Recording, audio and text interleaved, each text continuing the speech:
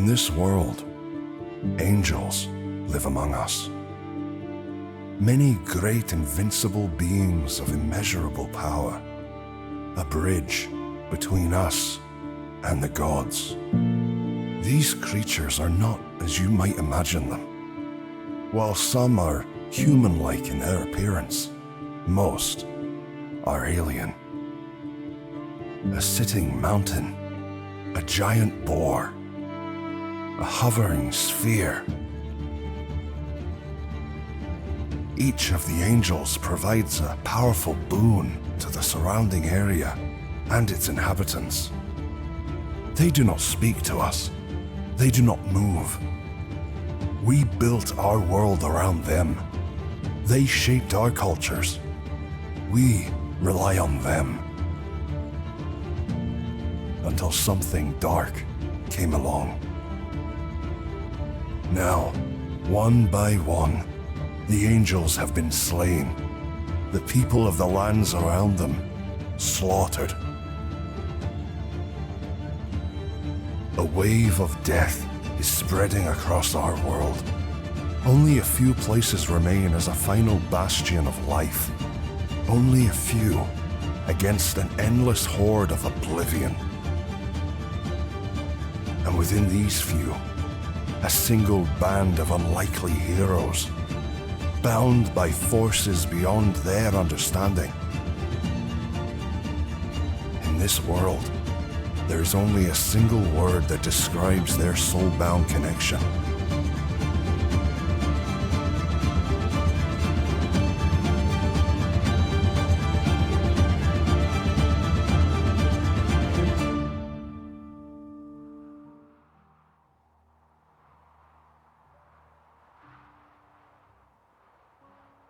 As you step out from the tower, you find yourselves on the edge of Moon, and Wriggle hops off of the back of your shoulder and begins to pace up and down at the edge of the doorway, looking up at you, Thrak. Doesn't seem to want to leave the tower.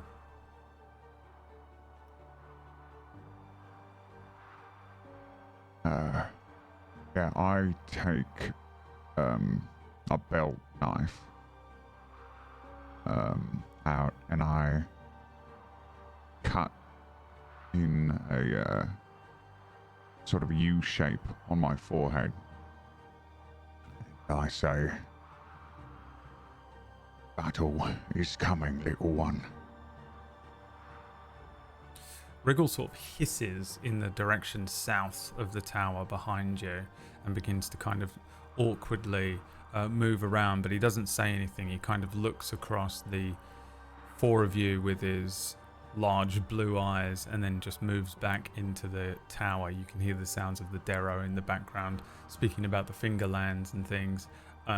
Wriggle jumps up onto a stack of books on a shelf and looks out of the window that looks south and then sits very still.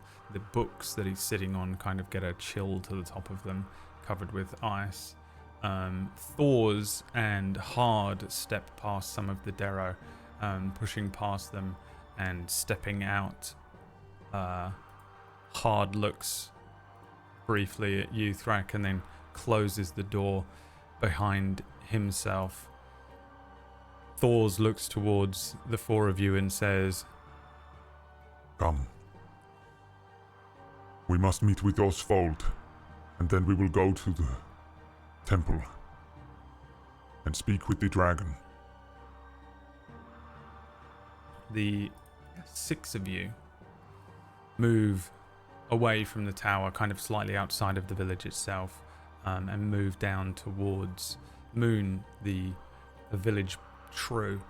The sun has set. It is nighttime here in the village. There are fires here and there, and sconces and torches on the fronts and inside of some of the buildings. The air is unbelievably crisp and biting as you've come to understand and feel comfortable with in Moon, but haven't been here for a couple of months, so it's a sudden sort of sensation to feel that chill once more. All of the long houses here, these large sort of part timber, part stone, long houses, very Viking looking, stand pretty firm against the elements, but there's a sort of heavy scent to the air of sort of exhaustion and despair you get from passing some of the Goliaths and witnessing some of these buildings. On one side of Moon is this vast frozen lake with this sort of surface shimmering under the pale light. There are parts of the lake that are cracked and broken as if fights had occurred on the lake over the last few days. At the center of the lake rises Mordriel, this colossal mountain, its jagged peaks sort of reaching up and piercing the sky, and there are glowing orange runes built onto the side of the temple, visible from this side of the lake. Again, as you sort of move closer to the village, you recognize Goliaths here, sort of moving quite sluggishly, weighed down by the weeks of relentless battle and sleepless nights. Some of them in their armor with pelts and iron, all sort of scratched up and dented.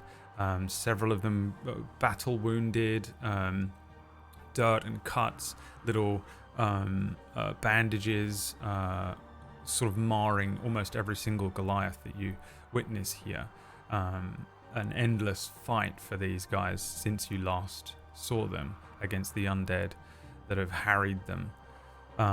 Some of the homes are damaged. A couple of them you notice like roofs sagging, and the further south that you move through the town, you recognize that a few of them are scorched with bits of fire and magic.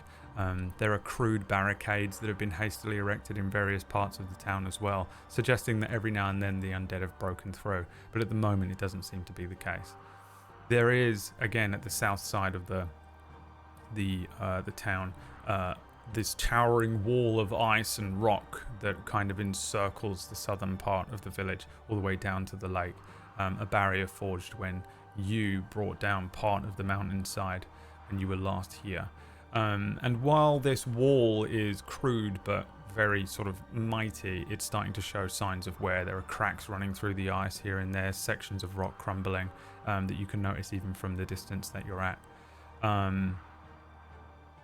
Riothamus, on this journey as you begin walking, was circling in the air. This enormous golden dragon swoops down, incinerates another wave of undead.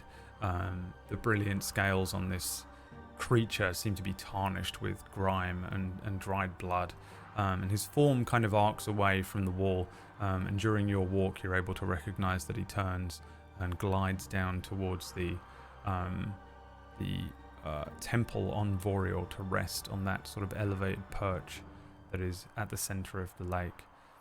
Once you make it to town, the enormous form of the watch commander Oswald, exhausted, this Goliath approaches, cuts and bruises littering his giant body, filth, grime, blood cover him from head to toe.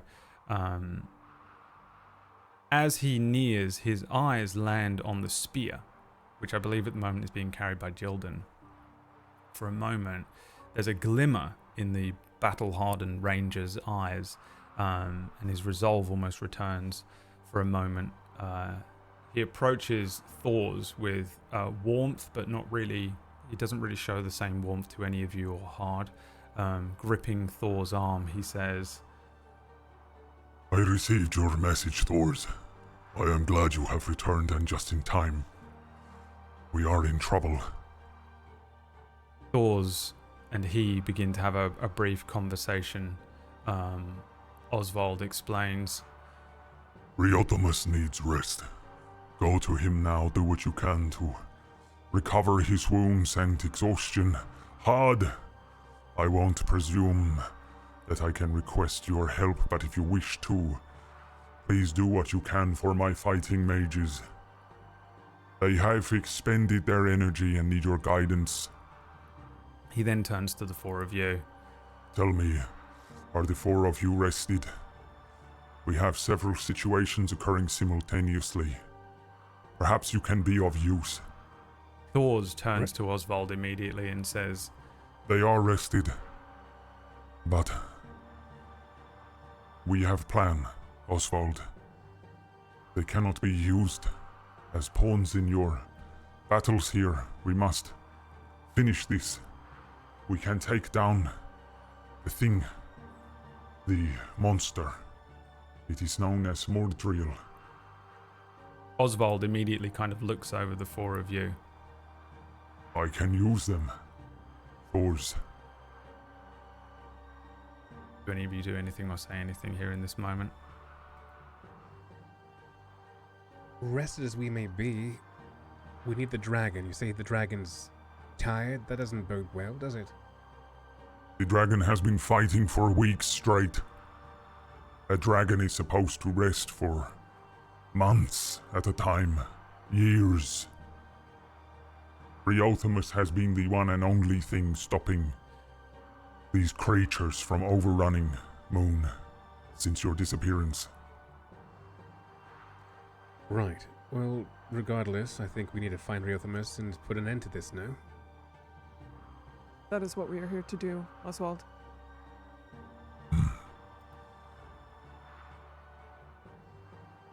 Thors sort of places a hand on Oswald's forearm and says, We must bring ourselves and the spear to the temple, Oswald, to Voriel and to Briothemus. We must prepare these four and the dragon for battle. Can you hold out a little longer? Hold the wall. We have a plan in place. Hod is going to move everyone in town to the tower. We are going to prepare a potential escape. Oswald sort of stiffens up. Escape? There is no escape from this. Where will you run? We will not run, Oswald. Hod's tower, they have unlocked its potential. There is another place we can go to, one which that creature cannot find us. We do not want to talk about it too much. We do not know what it can hear. Just prepare to evacuate your fighters when the time comes. For now, hold the wall. We will get everyone else safe to the tower. Oswald kind of grumbles. There's a bit more of a back and forth between them. Hard, unnaturally quiet during this, says at the end, I am going to go and start getting people into the tower. We have prepared the room. There is a few people in town that we can trust. Where is Wynne? Oswald turns to him. Wynne is in the large longhouse. If this is the plan, then so be it. I will be at the wall fighting until the very last. He turns and begins to stride towards the south of town. Hard looks to each of you and says, Good luck. If I do not see you again, I know that we all tried our very best. I know that you will try your very best, and Trek, you are like a son to me, more than a student. You are the greatest mage I have ever known, and that this world has ever seen, I believe. I am not one for faith, but I have faith in you.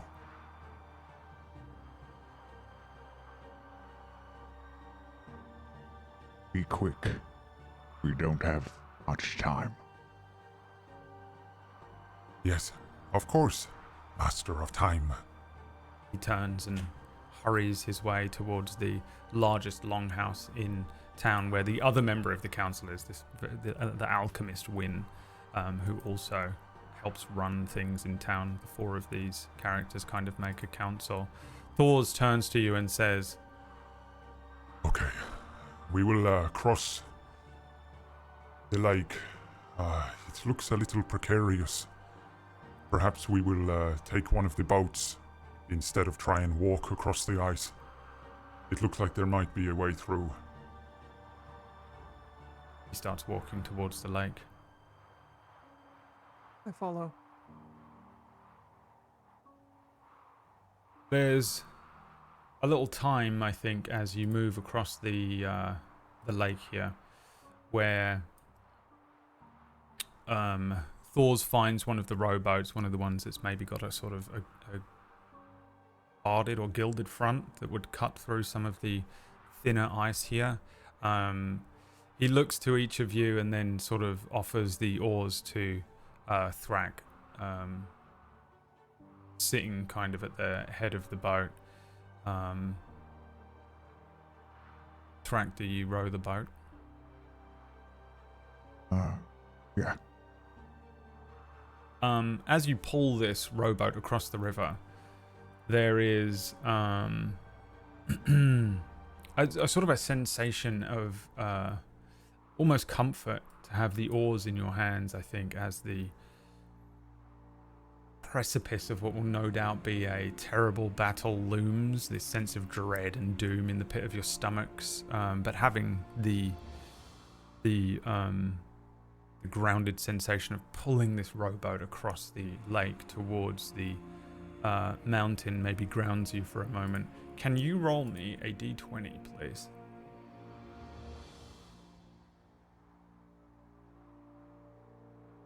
$18.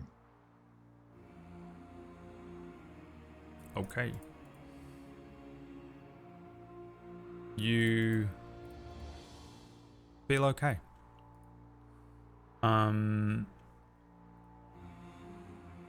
As you approach Voriel, this enormous mountain with a temple built on, partially in and around this angel. The angel itself is invincible, but it does have these strange natural cavernways that move through it.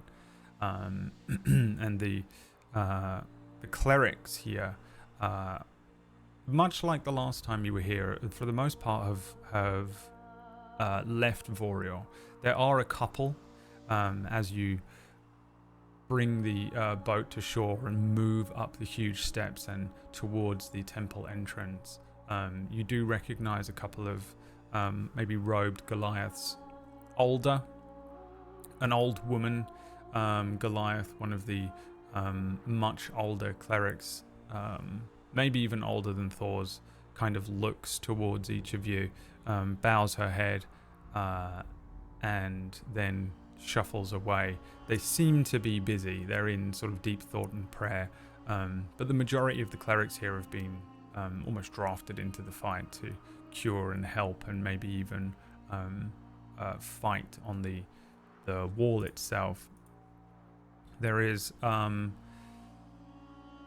a sort of sense of emptiness to this enormous temple, but Thor's takes you through to an area that is central and away from a couple of the areas I think maybe that you hadn't even seen before, Cirrus.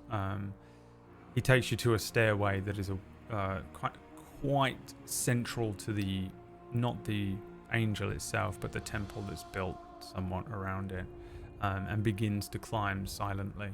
As the four of you climb this temple, you might be reminded of the first time you came here and you were asked to give something to Voriel.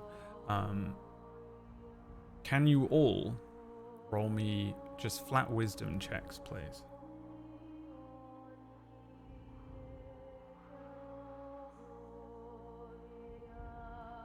It's a natural 21. 18. 10. 12. Oof. You actually all succeed. The element that you sacrificed to Voriel,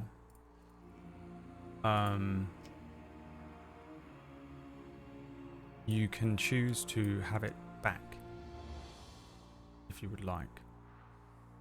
You may reclaim that, quote unquote, lost part of yourself. How does that feel? Entirely Exactly. up to you, really. Here, you're just aware of this return to the mountain and the return of the energy or the sensation or whatever it is. I see.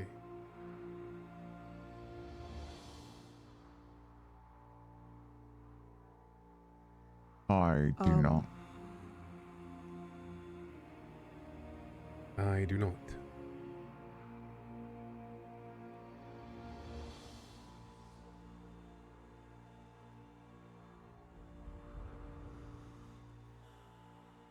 I do, out of curiosity. And I feel nothing. I do.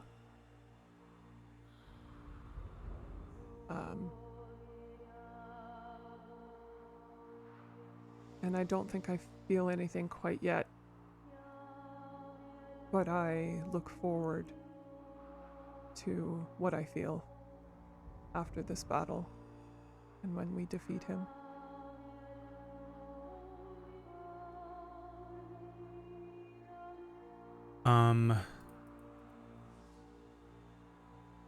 Oars brings you to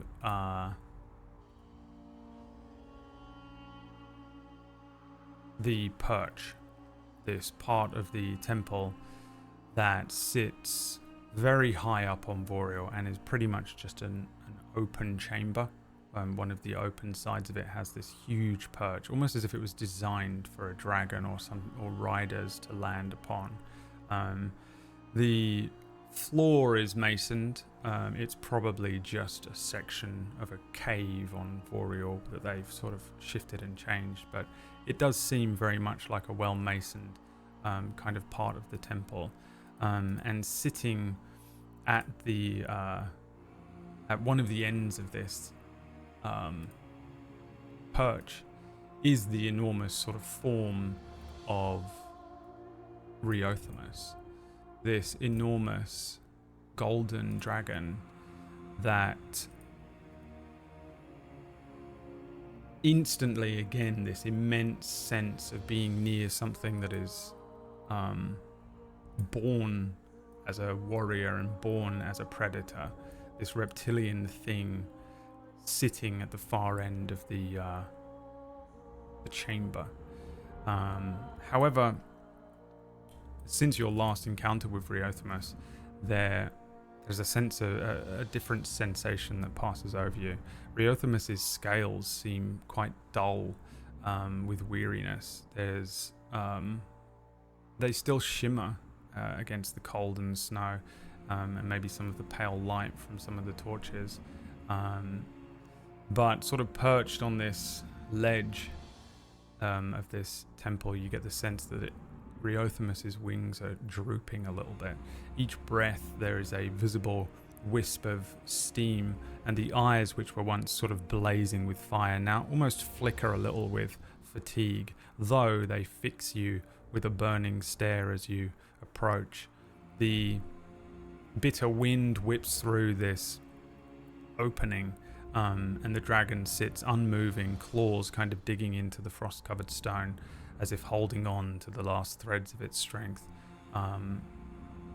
The ice underneath this thing is melting with the intense passive heat of the colossal beast, and as you approach, that coolness and the cold quickly begins to evaporate. And Reothamus says nothing as the five of you enter the room. Thors, however, sort of stops, looks to Reothamus, looks back to you, and stays by the door, entrusting you with the conversation.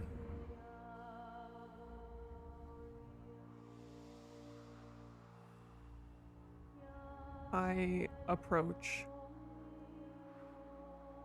and I drop to one knee, but it's not out of supplication. It feels like it's just out of kindness.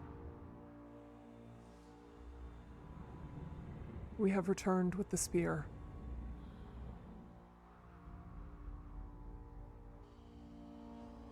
Reothamus's eyes look towards where the spear is, and then look back to you, Cirrus. Reothamus says,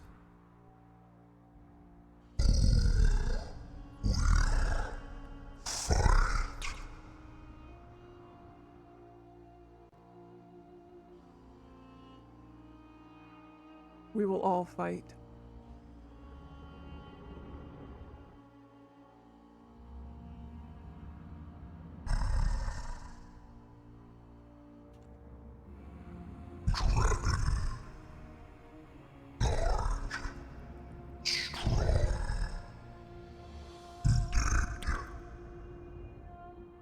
His eyes look to the south.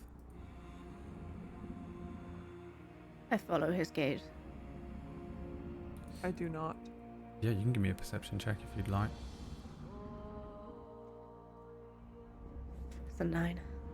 You don't see anything. There's too much fog and mist at this sort of elevated level. You're very high up. You can just about make out some of the fires from the far side of the lake with the town. But the wall south of you is too far away. There is snow. It's quite a decent sort of, not really a snowstorm, but there's distinct weather that is blocking your vision. However, you are all aware that about 2 miles, maybe less, maybe 1.5 miles south from this point, Mordriel sits on a mountain patiently.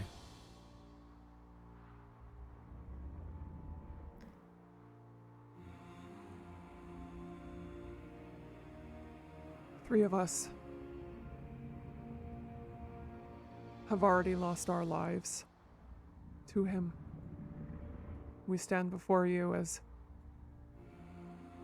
returned to finish this duty of ours.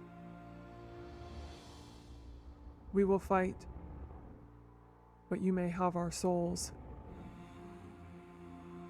if you need them. Riothemus fixes you with a blazing stare for a moment. Make me a wisdom saving throw. No, charisma saving throw, sorry. 20. 20. He is, he's pulling some weird paladin shit again, where he's searching your intent, and he's searching your alignment in terms of, you know, good, bad, evil intent. Not that we're playing alignment mechanically exactly, but in, you know, is still sort of trying to seek that within you. I will just give it to him. He doesn't need to search for it. I offer in my face. He looks at you. He recognizes your strength in that you are able to resist this if you wish, and then you allow him in. And there is a sensation that red fire within his eyes fills you for a moment, and you feel as if you're sort of pulled into the flame of Riothemus, and then you're released. At the same time, he lifts himself up. There's a huge kind of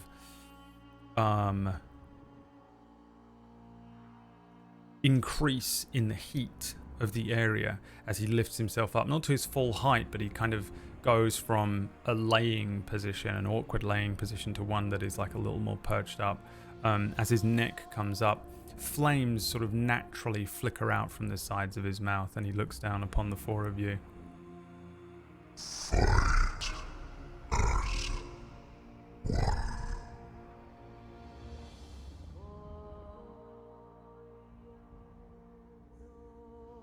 Yes, somehow, hopefully, we have brought something that we hope might do the trick.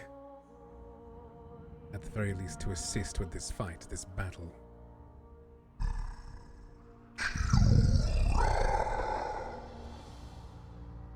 The symbol on his back, a much larger but exact duplicate of the symbols that you each have. Riothemus says,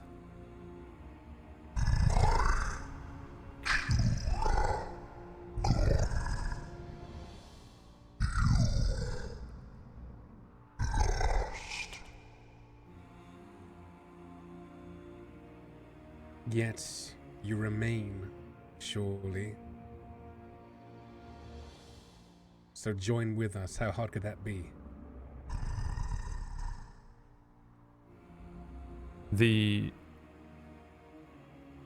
his pack are dead. Your Quura pack, your kinship, your little quartet here, is still intact. Every other Quura is either dead or their packs have been, broken. The bonds have been broken. Riothemus sort of brings his head down towards Jilden, and instead of fixing you with both eyes, he turns one eye to you. It's almost like a Jurassic Park moment as this enormous eye rests in front of Jilden's face.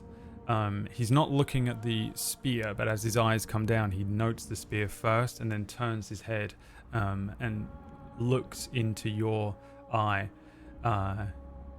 He says,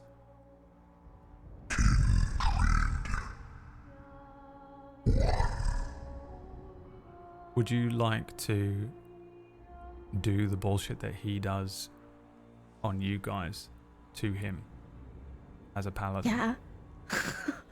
Yeah. All right. What is your spell save DC? 16.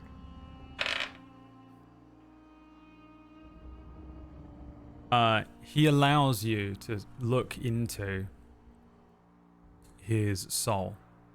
The way that this feels with him, all four of you have experienced it before, is that you're being pulled into his eye, like you're being pulled into a flame.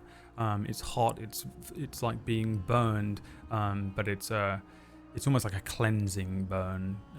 The way that it might feel, depending on how you would experience it. What would this feel like for him when you turn this same kind of eye on him? There is an echo, a shadow of the unpleasant burning sensation that I felt for so long when I first met him. So I think there is a comfortable burning that you could maybe feel familiar with, and then there is this which feels like even hotter, and for a brief moment there is this spark of heat, this intensity that is maybe unexpected, before it feels, I imagine, just more of the same. I think it would feel very similar to his own feelings, so he'd just get a dose of what it feels to be immersed. And in fact, perhaps more, it would feel like he's being immersed into something cool and refreshing, and a balm, perhaps, if gazing into his eye feels like a heat. This would feel like a coolness. Yeah. You get that sensation and this connection for a moment. You sense and understand Riothemus a bit more as maybe a creature. You see, long time ago, many hundreds of years ago, maybe about 800 years ago, a very small, like fit in the palm of your hand, golden dragon, and a silver dragon, curled about one another, crawling over one another. Beyond them, there are several dragons flying around across a mountainscape that doesn't look covered in snow like these ones. It looks like it's probably much more southern. And these two little dragons are sort of like crawling over one another in a nest. On the backs of each of them is the symbol of Quura. Then there's a kind of a flash of these two dragons, and you see them in a young adult sort of state, much larger, but still not quite the enormous size that you're witnessing from Riothemus at the moment, as they battle with a red dragon that is much larger than they are. This huge red dragon tears into the silver dragon, raking its claws down the silver dragon's neck. You get this sense of incredible loss and despair, as if your very soul is being torn from your body for a moment as the red dragon and the silver dragon descend into a darkness. And then there is a sense of immense pressure as you are bade to protect the world from any ongoing dangers or any onslaughts, or from a coming danger.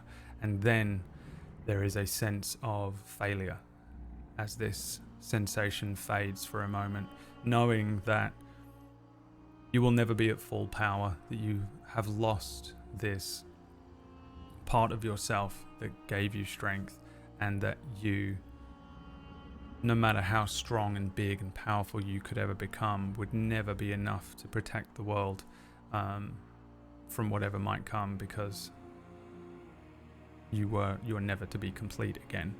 And then, as your body kind of, and Reothimus's body and souls, and this, ability fades, there's another sense of failure as you get the sensation of how tired Reothimus feels right now, only to be faced with a creature that is more powerful. Up until this point, Reothimus has been the strongest being in this world.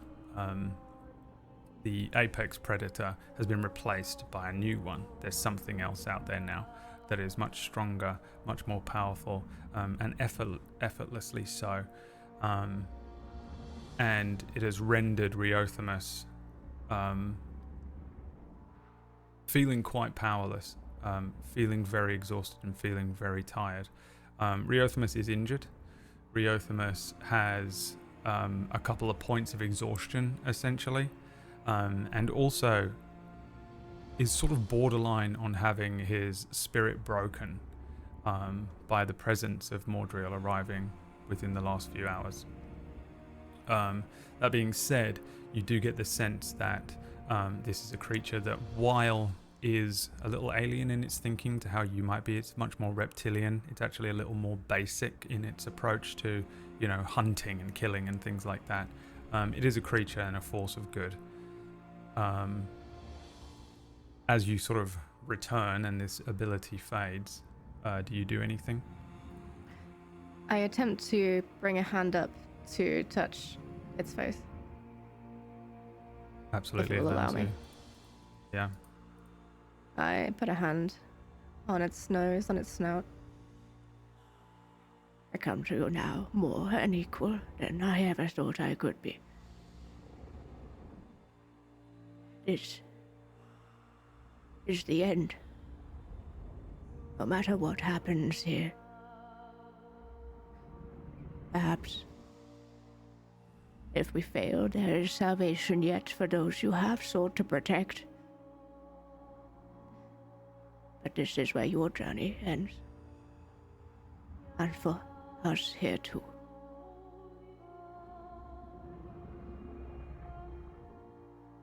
Kinship can take many forms. We live or die and fight here as your kin either way.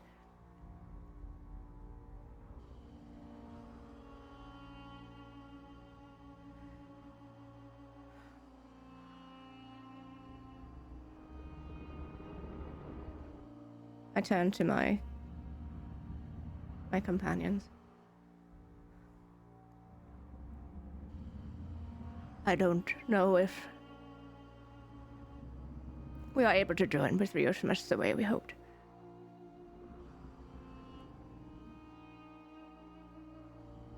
And why is Perhaps, the way I see it, we are two flavors of the same thing. We are compatible yet incompatible.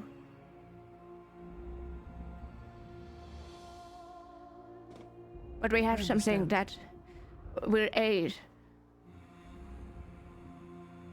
Because we are here, because we want to be here. And we fight because we want to fight, because we believe there is hope. Then what is to stop the dragon from simply just fighting alongside us? I nod. I understand he's tired, but is he craven?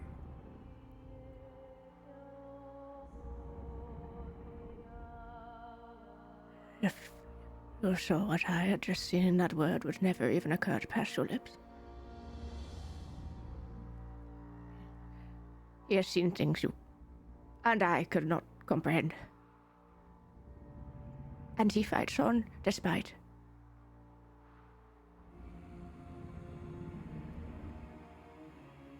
He's very visibly injured, right? Like, very visibly exhausted and stuff, yeah? Yeah. I turn to Jildan. Is there anything I can do to...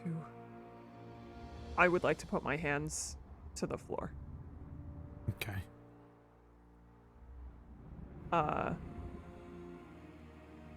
My hand to the floor. Mhm. And I would like to, I don't know if this is possible, but I would like to heal Riothemus using the power of Oriel without expending a spell slot. I To want my save a cake spell and I slot. want to eat it. To save a spell slot for You the are final battle. inside of Voriel, so you Yes. can have advantage on this, but it Yes. is a wisdom check. Okay. I this is like me being like, hey Voriel, this is it, my friend. Okay. 17. I'll allow you to remove one of his points of exhaustion.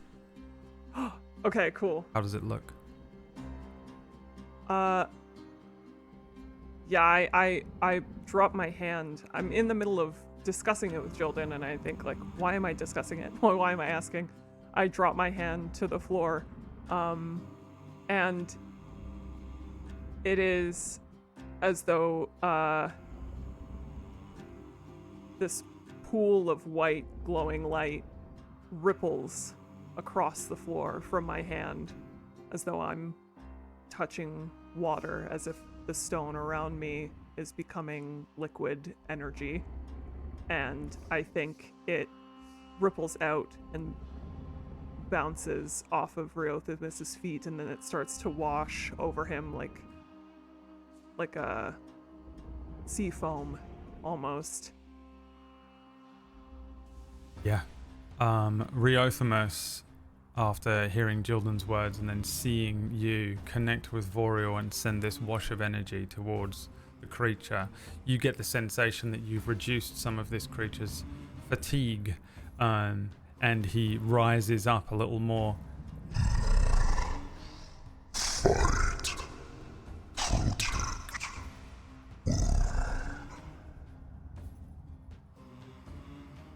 Yes. Yes. Be yet heartened. We have been through hell and back, and we are here facing you, by your side, to finish what must be finished.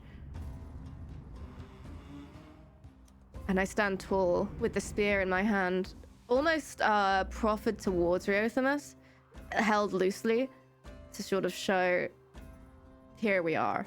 We mean business. I stand back up as well and come to stand next to Jilden, tall, hand on my blade.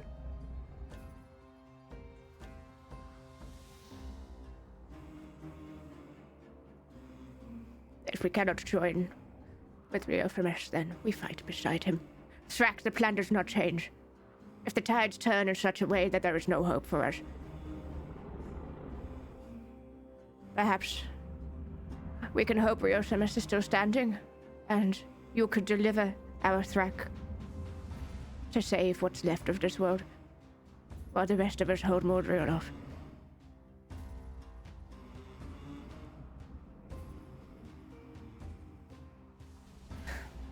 All right. Are we prepared then? Yes. Whatever happens here today, there is hope. We have saved a few, perhaps. Perhaps it will be enough.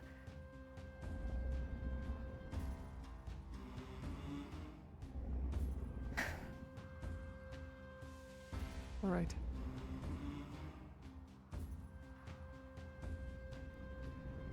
Let's show them what Quura is. Riothemus lowers a wing.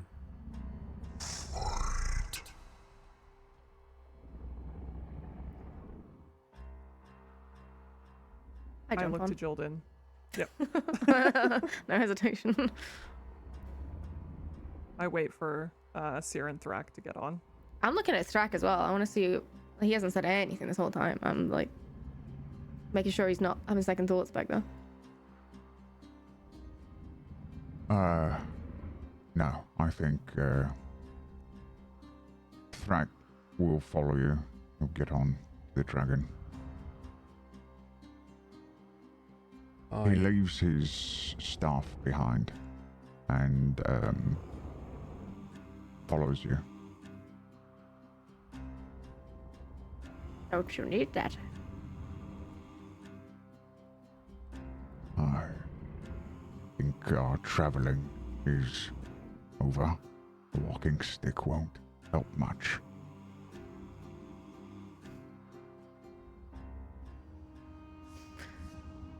I'm so sorry. I know we're having a very intense moment, but that was so fucking cool, dude. Oh my god.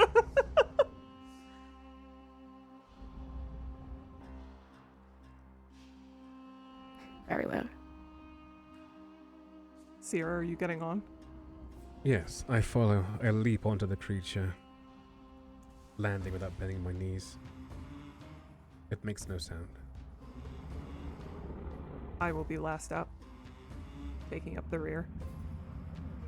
Comfortably climbing up upon Reothamus, the dragon turns and shifts. As you look towards the doorway, Thors nods towards Reothamus, turns and heads further into the mountain. The dragon takes a few steps towards the edge of the icy ledge here, and then begins to take flight. The heat on this dragon is immense again. Holding on to the back of these scales is kind of like holding on to like the hood of a really hot car's, a car's hood on a hot day. As you're holding on to this thing, you have to, it's borderline about to take damage levels of heat. And as this creature starts moving towards the edge, its wings opening up and then beating for the first launch into the air. The heat rises as Reothamus launches and leaps off of the edge of this thing, all of you having to hold on and steel yourselves as the dragon takes flight and begins to glide down for a moment, beating his wings once more and then gliding south. There's a pretty intense moment as each of you hold on to this thing, and the five of you begin heading towards Mordriel. Can you all make me perception checks, please, as Reothamus Yes. glides towards the beach? Wow. I think I deserve something for getting 2 natural 20s on that. You all absolutely smashed it, which is maybe these rolls would have been better saved, but we'll see. Great. Get all these good ones out now. The dragon clears the lake pretty quickly. You see underneath the world start to blur away as the dragon clears the lake, clears the village, and comes towards the wall. Suddenly, as Reothamus breaches the wall, flying and gliding over the top of it, you see just a wave of death. It just, as far as your eyes are able to see here, there are creatures, there are undead lizard folk, varying other things. We've seen some beasts and some birds and things that are rushing the wall, piling up the wall, and then spreading out, just crushing into the backs of each creature ahead of it. There are some clambering up the Bluestone Mountains, and many just diving into the lake itself and beginning to kind of walk. Reothamus kind of looks below and then lets out a plummet of fire just into these undead, just absolutely decimating probably hundreds of them, as naturally as he does. The creature then gives one more beat of his wings, lifting himself upwards, and as you fly over this sea of undead creatures, for the first time, you physically come into the presence of Mordriel, this sort of monstrous dragon, decaying and sitting at the peak of a sort of low mountain dead south of where this wall is, completely clear of any undead around this mountain. The dragon fixes you, and through the ice, through the snow, and through this snowstorm, you can see those red eyes. You almost get the sense of a flick of a smile at the edge of its ripped lips as Mordriel stands before you. Riothamus brings his wings back and then brings this dive down. The pace and speed of the dragon as it beelines for Mordriel picks up. There is a moment and a wash, and all of you see this very clearly as Mordriel's wings open up in response. There is a wash of green energy that rushes over Mordriel, and each of you recognize for a moment that Mordriel is casting a spell from this mountain ahead of you. And as you finally start to get close enough to be able to see Mordriel, there is a sickening sensation that washes over you. That physical sensation of being within 300 feet of this creature immediately starts to affect you. The four of you, your symbols, those Quura symbols, would begin to glow. You might not notice it, but we as an audience see your four Quura symbols glow. However, Riothamus's does not. The dragon is suddenly overwhelmed with green arcane energy. It washes over him. Riothamus kind of cries out suddenly. The sound echoing off of the mountains across Uma. He brings an arm up underneath him to his chest, over his heart. His left wing drops suddenly and he begins to plummet. The green energy across his body suddenly ignites like flash paper, an enormous burst of flame as his skin is vaporized. The golden scales and bones of Riothamus suddenly fall apart and begin to plummet to the ground along with all of you. What do you do? I bring my hand to my forehead and I will cast Otherworldly Form. Okay, what does that do? Uttering an incantation, I draw on the magic of the upper planes, is what I'm choosing, to transform myself. I gain the following benefits until the spell ends. I am immune to radiant and necrotic damage. I'm immune to the charmed condition. Spectral wings appear from my back, large, white, draconic wings. Similar to the white magic that I use for healing, and it gives me a flying speed of 40 feet. I have +2 bonus to AC. All my weapon attacks are magical, and I can attack twice. I would like to grab Jilden from the air.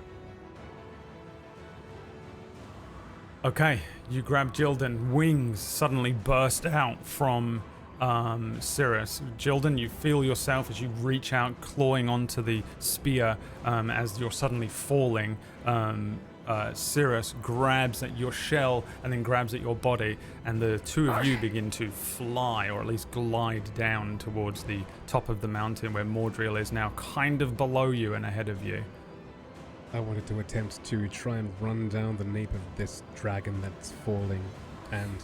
Yeah, it's not a big its- set. It's not like a comfortable skeleton. It just burst into bones and scales. Yeah, there's no like form. It's not like falling down anymore. Anything that was flesh on this thing is gone. It just falls apart. I will cast Polymorph on Sia, and I will turn him into a dragon. Okay. Can you do that? Don't you have to turn A him younger dragon. I think I can turn him into anything that's up to his level. Doesn't have to be a Pretty beast. sure. Let me check. You might want to link that. I think only true polymorph can transform into a dragon, but I might be wrong. Oh, okay. Well, I'll change him into a giant eagle or something then. I'll allow it. Creature you can see into a new form. Yeah, I mean, Uh, the form can be a beast whose challenge rating is equal to or less than the target's level. So it has to be a Okay. beast. so, An eagle is fine. A I'm not- giant eagle is fine. yeah, giant eagle. Okay. Yeah, I mean, just all of a sudden, you become a... I mean, you can try and fight this if you want to make a wisdom saving throw, but if you were happy for him, you trust him enough, and you just immediately transform into an eagle. I see the magic coming and accept it. Yeah. Upside down at first. Bones and just giant discs of gold flying down past each of you. Suddenly, Seer is stretched and twisted into a large eagle. Probably cool, with like all these like dope markings on it. Maybe some like deep, like purplish mauve skin. As the eagle sort of turns, and you, for a moment, have no idea what is happening or what you're doing, and then innately begin to glide and fly. What do you want to do? I am bird now. I fly down and try and intercept Thrax falling as this bird. I think innately I kind of have a grasp of my skills, I think, or my newfound self as a giant beast. And so I would, unless of course you think otherwise, and then I just try and intercept Thrax falling. I corkscrew to catch him mid-air with my wing and then proceed down towards the ground in a glide. Yeah. The 4 of you, now 2 of you kind of flying awkwardly. I think seriously you'd need to give me a strength saving throw. I don't think Giant Eagle does. Or give me an athletics check, actually. Athletics? Sure. Yeah. 16? 16? Yeah, you fly down, bringing the form of Jildan down and into the snow on top of this mountainside. Ahead of where Mordriel is, you sort of land in this pretty thick snow, not thick enough to make it too difficult to walk, but it's, untouched snow.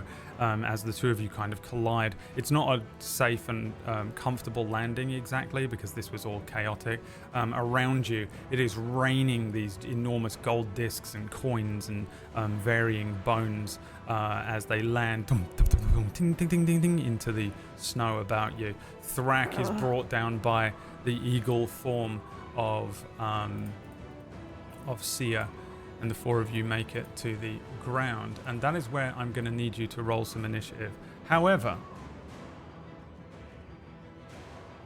this initiative is brought to you by HelloFresh. Huh? Ruin my finale? Yeah, thanks, PB. This initiative is brought to you by HelloFresh, and if you don't buy a HelloFresh using our code today, then all of this wasn't worth it. So that's why you should definitely do it. It's the best part of the show. Roll an ad, PB. Thank you. Do you like fresh food delivered right to your door? HelloFresh is a meal kit service that delivers step-by-step recipes and fresh, pre-portioned ingredients right to your door. You can choose from over 30 delicious weekly recipes, carefully put together by their chefs. There are options for carnivores, vegetarians, calorie counters, CR30 monsters, and more. It's a great service for everyone from beginner home-cooked goblins with no kitchen experience to max-level expert chefs who want to save shopping and cooking time. Running a D&D game tonight? Then dinner's off the table. And breakfast just became the most important meal of your day. Well, lucky you, because HelloFresh are giving all subscribers free breakfast for life. That means you'll enjoy a totally fresh breakfast item with every HelloFresh delivery. Now that's a natural 20.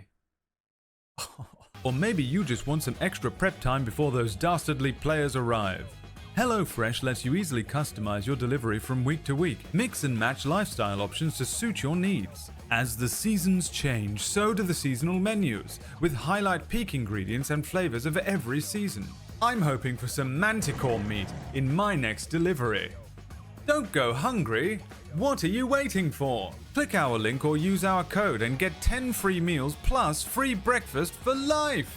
1 breakfast item per box while subscription is active if you're in the US. The link and code are valid in all countries and the respective local discount will apply.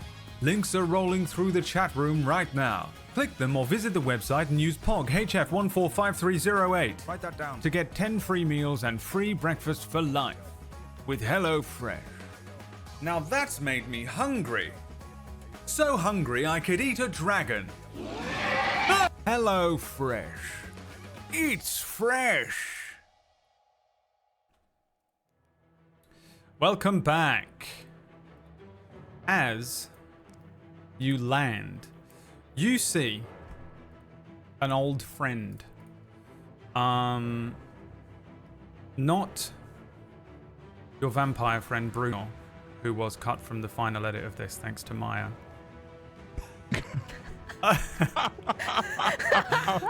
Which will be discussed in the green room, which you can watch on our sort of little private Patreon feed at tablestory.tv/merch. Become a member and a historian, and you'll find out all about that, I'm sure. But you do see, if you recall, the Red Witch Morgana, who escaped from the House of Knowledge that time. As you're brought, you sort of all four of you land awkwardly. The eagle noise flies up a little bit.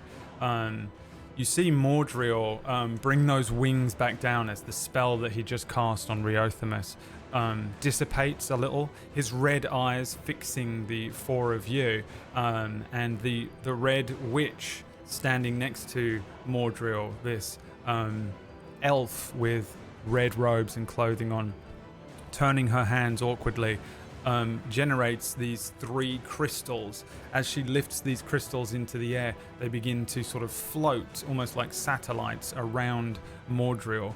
One of which is green, one is red, and one is yellow. And these weird luminous crystals suddenly shift and change as this witch places them. Underneath where Mordriel is, the witch turns her hands one last time, and you see energy leave this witch's body, and as her corpse falls into the snow, light, red and green light in an enormous rune builds up and around Mordriel, shielding him from harm. Yeah, Mordriel's got friends. Let's bring you over to the combat map. We could have been friends, Mordriel, if you weren't such Yeah. a dick. I was trying. Yeah. Initiatives going. Let's bring you onto the map here. So Cirrus, Seer. Now Seer, you are an eagle. You should all be full health, by the way, and rested, because you all had a long rest. Actually, Seer didn't have a long rest, but place yourselves kind of wherever you want in that general area. I'll allow you to place yourselves however you like for this. Am I still a hawk? Yeah, well, you're an if eagle. Would you like to if you- continue to be a giant eagle?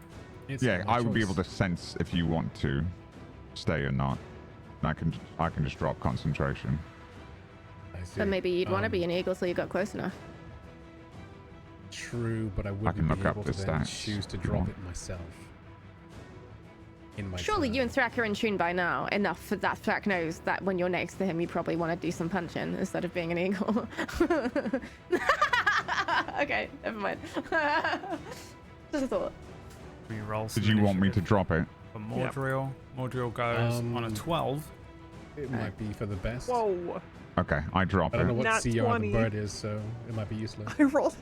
Natural 20 on your initiative. Yeah. Right. That one coming right up. Yeah, Do I have you don't roll want to that be. one? You don't want to be the eagle. All right. I won't. Another nat 20. Stop it. You're dropping Whoa. the eagle. Thing. What's the CR of the eagle? It's got like 26 hit points. You I don't don't want to be wanna- the eagle. You don't want to be the eagle. Yeah, I would say you probably don't want to be the eagle, but we can. I can give you the eagle stats if you want. It is. No. It has 26 HP and AC of 13. It can do 1d6 piercing damage. Yeah, I don't want it. Yeah, I think you sort of land and then burst out from the eagle form and return to classic Seer with a superhero landing. No doubt. Right. Then give me some initiatives, please. We've done all of our Yep. initiatives. You've done it? Yep. Okay. My computer is working perfectly.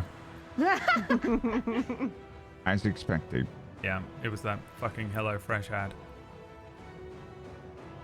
My computer's Thank like, you, what? HelloFresh. Thank you, HelloFresh. But I think it confused my computer to run something else. Alright, forget it. I'll just do this. So,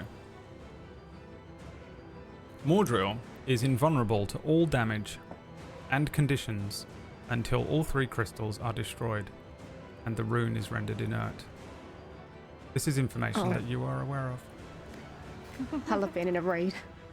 The moment I saw those crystals, I was like, they gotta go down. Yeah. I do have a little gift for you as well. Let me just put the corpse of Morgana on there. Like a Rimworld corpse. Okay, so top of the round, Sia 24, then Cirrus, Thrak, Mordriel, and then Jildan. And you're going here. That's where you want to be. On the Yeah, map. I mean, I didn't see the square where we could place our icons. So There I isn't put one. You myself- can kind of just put yourself generally wherever you want, as long as it's on the sort of south side of Mordriel here, because you landed comfortably and didn't like fall or take any damage or anything like that. So you're perfectly able to place yourselves within. I mean, Sia and Thrak would be near one another maybe, and Jildan and I Cirrus would probably be yeah. near one another maybe, just based on the fact that you would have had some proximity when you landed, and then Right. the initiative would have gone off straight away. It's not like you were able to, Mordriel's doing shit instantly, so you'd probably want to place yourselves close to one another, but I'm giving you the free reign of wherever you want to be. Perfectly militantly lined up like that, great. That's what I like to see. Teamwork. You all land in a fucking Ginyu boat. Superhero. For Valia. For Val. Oh, where did that come from? You Uma! see before you Mordriel. Oh, Again, Gaia. this is the first time you've sort of physically stood before the monstrous form of this creature. He's got this Ghastly, just ugly. enormous decaying body, and it's pulsing with this kind of ancient power. Beneath his sort of tattered, withering scales and skin, there are sickly green arcs of arcane energy that pulse and flicker like ghostly flames. The magic dances just beneath the surface of his, what's left of his skin. And they cast these sort of eerie patterns over a skeletal frame. His eyes are just 2 pools of glowing red malice at this point, piercing through the snow and watching the 4 of you as you sort of land and right yourselves and prepare yourselves. As Morgana finishes her spell, he says, You are here to stop me. With that, I will not waste my time with further parley. You, like the rest of the living here, must be brought unto death. So then, last of the marked ones, give it your all. Try your utmost, for this will be your last stand. Go to your unmarked graves, knowing you failed at your very best. Sia, you go first. What would You you don't like have to ask do? me twice, I say, as he's talking, and I run towards the crystal and try and smash it with my Yes. staff. Give me an attack roll, please. Okay. An 11 to hit. 11 does hit. 2 1s. Okay. For 11 points of bludgeoning damage. Yeah, you shatter this crystal. You rush forward, bring the stick up, and just strike this, the smallest of the crystals, green and surrounded by the element of wind. As you break this thing, You see the runes around Mordriel. A few of them flicker out, but most of them remain as you destroy the first of the 3 runes. Okay. I look to the shattered crystal almost incredulously, like I wasn't expecting it to be that easy. And I think my glance goes to the corpse on the ground to the side, and I glare at it before then using the rest of my movement, 5, 10, 15, 20, 25, running around the outside of this rune that's been marked around Mordriel as I now head towards the fire crystal to the east. Okay. You getting all the way to it, or you're just moving over there? I'm on my way there now. Is that the end of your turn? That is the end of my turn, yes. Okay, Cirrus, your turn. I am going to Misty Step 30 feet and then fly 40 feet to the red crystal. And then I'm going to do a standard weapons attack on it, but because I'm still in my otherworldly form, it counts as a magical weapon attack. Okay. This is my first time doing a magical weapon attack. So how do I use my spellcasting ability modifier instead of my strength or dexterity? So you're using your spell attack, did you say? Instead of your... Yeah, it just says you can use your spellcasting ability modifier instead of strength or dexterity for the attack and damage rolls. So you'll have a spell attack bonus on your spells page, but it's essentially your spell casting ability plus proficiency. Okay. Yeah, I see attack you, bonus. You would basically you'll just have to roll manually. So roll a d20 plus your spell attack bonus. Okay.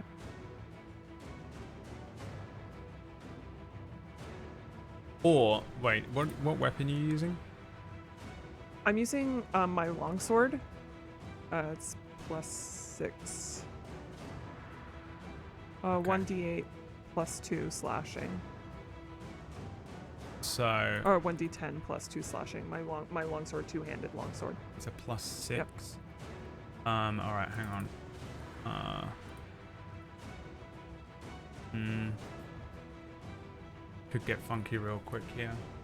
Okay, thank you. Attack modifier, and it's a +6, so you would have +3. Would this work?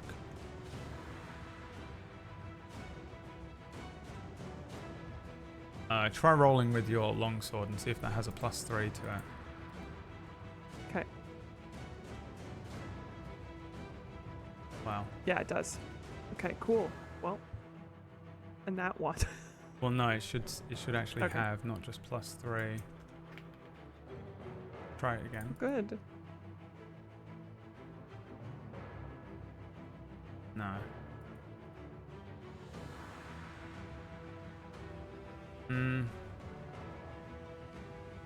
I think just roll a d20 and add 9. d20 plus Okay, 9. Your I'll do that. spell attack Okay. bonus is 9.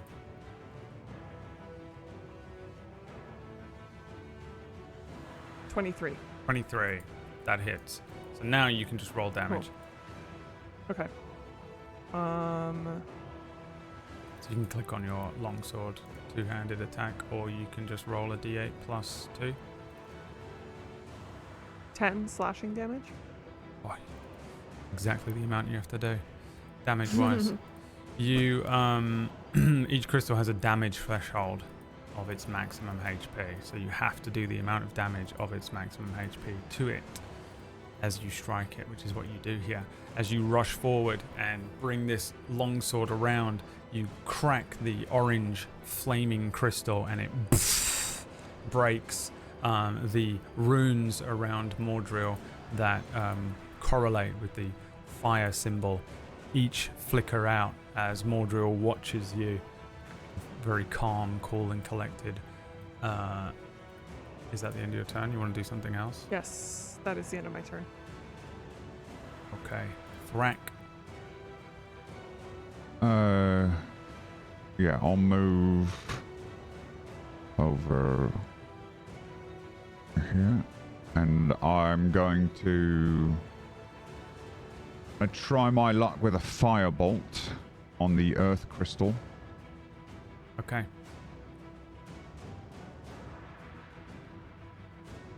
$13 to hit. Miss. Oh, sorry. I get advantage because of the thingy. The little mini quest that you had us do at the very start. Yeah. So I will roll again. A 28. 28 hits. Okay. 13 damage. You strike the crystal. The crystal remains, the fire dissipating around it. The crystal continues to float lazily behind Mordriel. Alright, that's my turn. Your turn. Mordriel's turn. Guess what, guys? We're back here again. First of all, let's have everyone make me a wisdom saving throw.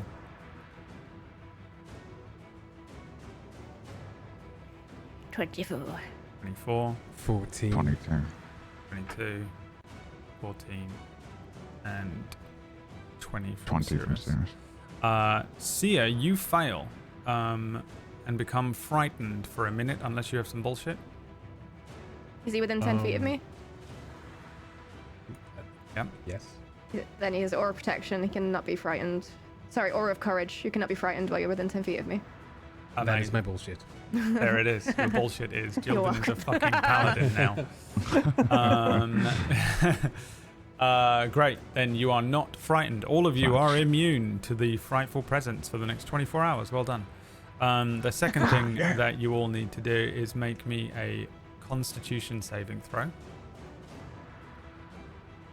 Oh no. Oh. 6. You may remember what this one is. 11. 21. Got to beat an 18, or this time it is, so for you guys, it is only 2d6 necrotic damage. So you take 6 necrotic damage, those who did not make 18 on their DC. And your... What if I'm immune? Then you're immune. You don't Okay. take any damage. Cool. And your maximum hit points are reduced by that amount as well. If you successfully made it, you take half, so you only take 3 necrotic damage, and your maximum hit points are not reduced. So, but remember all of that. Let's How see. does this... We all have temporary hit points right now from Jildan, so how does that work? You take from the temporary hit points first, Right. and that's it. But then we also take 6 off of our max HP. You would probably still take 6 off your max HP if you failed. Yeah. So does that... Then that's just going to delete the temp HP. No, you yeah, good point. I don't know. You got 5 temp HP. Yeah, I think it would just... Well, your maximum if- hit point would still go down, but maximum- you'd still have the temporary hit points because they're a separate list. Right, but the temporary hit points go first. So if we're taking 6 damage, we lose all 5 of that, and then we lose 1 of our HPs. But then we lose 6 of our maximum HP. Yeah. Anyways. No, so I'd just our say, current yeah, you HP just has to go reduce, down. reduce your current HP and your hit point maximum, yeah. But you still have 5 temp HP. It's probably just the easiest way of doing that. 'Cause Yeah, that makes you'd the most still sense. have 5 temporary HP. Imagine it's 'cause like it's your a soul that's separate been list. hit, not like some... Yeah. like your Yeah. body or whatever. Yeah, that's fine. All right. All right, I'll do that. Let's see here. Mordriel. Who does he consider to be the most fucking annoying threat here? Probably Thrak, to be honest. Thrak. Oh, actually, he can move. Mordriel takes flight, his wings beating as he lifts into the air and flies over Cirrus, landing behind Cirrus, turning. And let's see here how far I can launch this. I think if I go here, I can get a few of you actually. Yeah. Let's go here. Not geometry. Am I just about I to hate get mathematics. Vel'Koz main, baby. So actually, even though I think Mordriel does see Thrak as the biggest threat out of all of you, because both Mordriel and Thrak can access the weave, he has a better opportunity to try and hit all three of you with his necrotic breath here. I need Cirrus, Sia, and Jilden all to make me dexterity saving throws. You need to beat a DC of fucking 20. Oh, that's cool. Oh god. You, because you're within 10 feet of me, you can add 4 to your saving throw. So, not that it helps. No, this time. Yeah, it's never gonna happen. I rolled That is an a 8. 5. An 8, a 13, and a 5. Okay, so this is necrotic damage. And it's 12d10, so 56 necrotic damage as Mordriel lands behind Cirrus, opens his mouth, sort of stands to his full height and just opens his mouth, and there is nothing but green flame striking the snow and the ground, ripping up the earth, and tearing across Cirrus, Sia, and Jilden. All of you fail, but a lot of you have got resistances and things going on here, so how does that work? And are any of you concentrating on things? I use a reaction personally to burn a key point, as I am within my order Illuminite, and what you see is my key. This neon pink energy burns through me, through my eyes, my pores, and it creates a sort of bubble around me, which absorbs this necrotic energy. As once per long rest even, I'm able to temporarily shield myself and receive immunity from a particular type of damage for a turn. Nice. Might Guy. I Anyone knows who Might Guy is?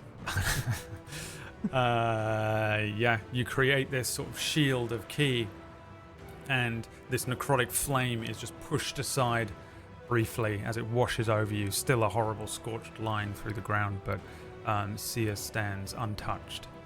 Does it get Jilden, who's right behind me? I think so. Oh yeah, Okay. I have. That's bad for me. Okay.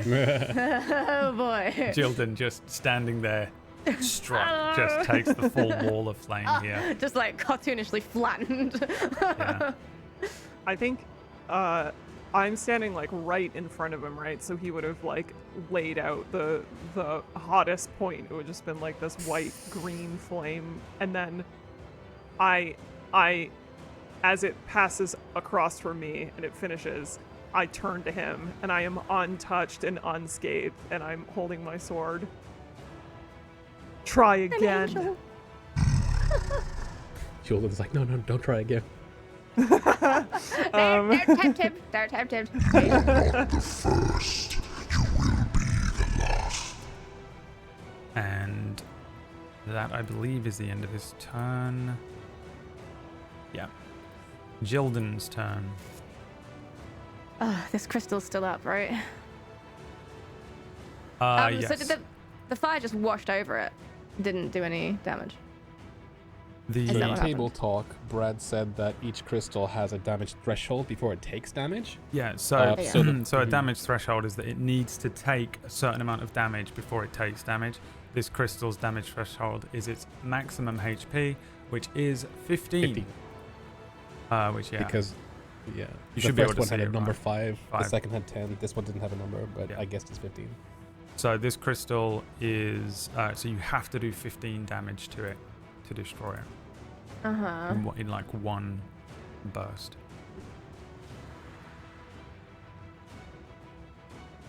Ooh. I don't even know if I can do anything to this thing. It's so far away.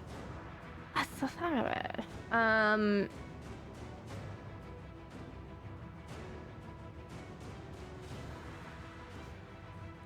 not sure if I'm capable of doing 15 damage. Yeah, I know. That's what I'm looking at. I'm like, oh god, I don't have anything. This is the tricky crystal. Yeah, it is a bit, especially so far away. This is the non-melee character crystal. Let's zoom in on Morgana's corpse because it made me laugh so much. I decided to include it. Well, I am going to begin running towards this crystal. Partly because I just want to get away from my comrades so that I don't get caught in the blast zone next time.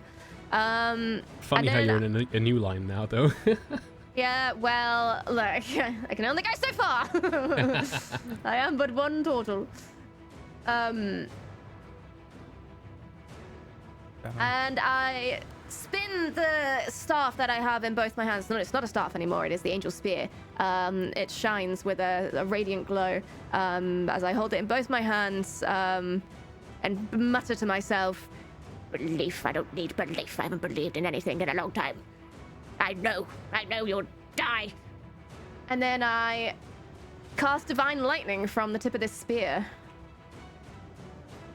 It's probably not going to do enough damage, but that's all I got. Yeah. Fingers crossed. Oh, 12. Okay, so do I have to do a save or anything? I can't remember the rules of. It is a save. Yes, it is. Hang on, let me put it in chat for everybody to see. A DC 17 dexterity save, which. All right, you have your own lightning breath, basically. Yeah. Dex save coming up. 13. 13. This is on the Does crystal. this count as a magical effect? Yeah. I think it does. So that's a 23. Because he has the advantage on saving throws against spells and other magical effects. Does that count for his crystal? No, the crystal is Morgana. Yeah, that's what I Oh, was you were talking hitting this crystal. Sorry, Yeah, right. I'm not hitting him. It's I useless. see. I thought you were using the angel spear against the angel. No, well, I have no long range attacks and he can't be damaged. What do you want me to do? Yeah, I mean, this thing definitely automatically fails. So, yeah, you don't... Sorry, I don't need to make a save at all. Yeah. I'm just being ignorant. Yeah, give me the damage. Roll 3d6. Beat at 15. I did. It's 12. Oh, then, yeah, you Yeah. launch an arc of lightning. It launches forward, crackling, lifting up some of the snow, swirling forward and striking this crystal. But much like Thrax's firebolt, it just kind of dissipates the magic as it strikes this thing, not doing enough damage to take it out. I can't touch that thing. Take it out quickly. Is that the end of your turn? Yes. Okay. Let's see here.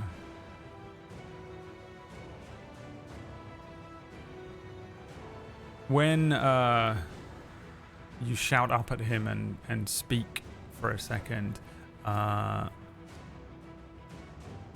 Mordriel brings his tail round to try and strike you, Cirrus.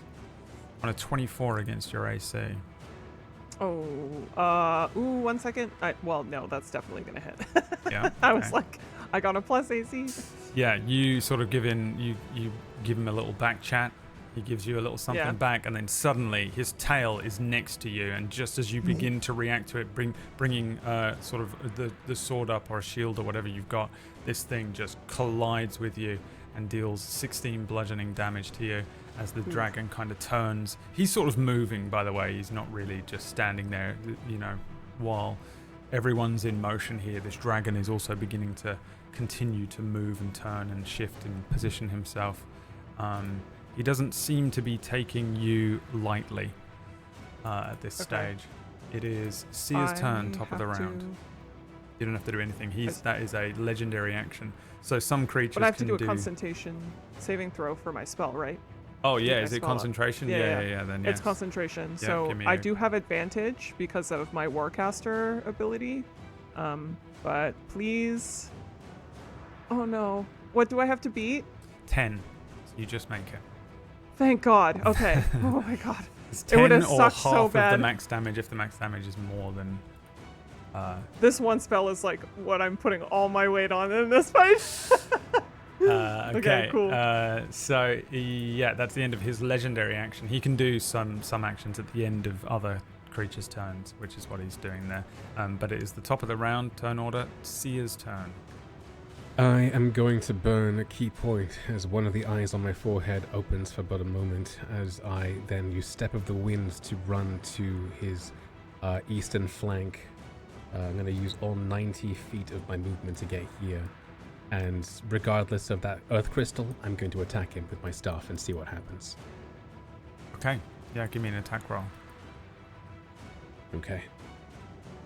Where the heck did my character sheet go? Did it close? Okay, attack roll, sorry. That is going to be a His AC is 18. So 10 to you hit. can, if you want, on your turn in particular, but just in general, you guys, you can go ahead and roll whatever attacks you want to do. His AC is an 18, and if there's any other bullshit he's got, we'll deal with it afterwards. But you can roll, because you've got about 45 different attacks. You might as well do as many as you want. Tell me how many hit, and we'll tally it up at the end. Alright. Regardless, that's a 27 to hit. That hits. 8 points of bludgeoning damage. It's nothing. As you're striking him, there is this kind of arcane shield. You bring the staff round, and it hits this arcane shield. Every time you strike him, the runes on the huge sort of runic light that is around and on the ground that has been marked out by Morgana before she's given her energy to it, pulse with your strikes, as well as the crystal, the sort of shield that just sits on Mordriel doing nothing. He's like one of those guys from Dune, when they're like hitting them with the stupid, they have that ridiculous sword shield on. Yeah, no, never mind, forget it. So basically you're just doing no damage. He is invulnerable to all damage. You can hit him, but it will never do anything. Right. Okay. That is going to be my turn. Okay, Cirrus's turn. Yeah, okay. I just want to clarify. When the spell says that I can attack twice instead of once, when I take the attack action on my turn, that also means... Oh, wait, never mind. Never mind. Sorry. Okay. I'm doing math, and I remembered that he can't take any damage right now. Correct. Question. Spell attack, does that count as an attack? An attack action? Yes, right? Okay, Yes. cool. Okay, never mind. Okay, so does that mean I can also do a bonus action? Yep. Yes, thank you. Thank you so much. Just double checking before I Yeah. confidently Can make the these bonus choices. action be a spell, though? I forget we keep... Can the bonus action be a spell? Yes, yeah. Okay, so Yeah. you can cast 2 spells. I'm the generous DM. You're confusing me with Wax Steven, who is a complete bastard. Traditionally, you could only cast a cantrip and a spell, a level and a spell. spell, Yeah, but I allow both because I like it when you burn through loads of spells. Okay. Okay, My so shit I'm can gonna use fly. all, the same rules too. So it can do 2 spells on its turn if it's got a bonus action or whatever. So it's all fair. Sick. Yep. Go on then. What are you doing? Okay, I am going to cast Healing Word on Jildan. I fly over to Jildan and I cast Healing Word. So you take that much.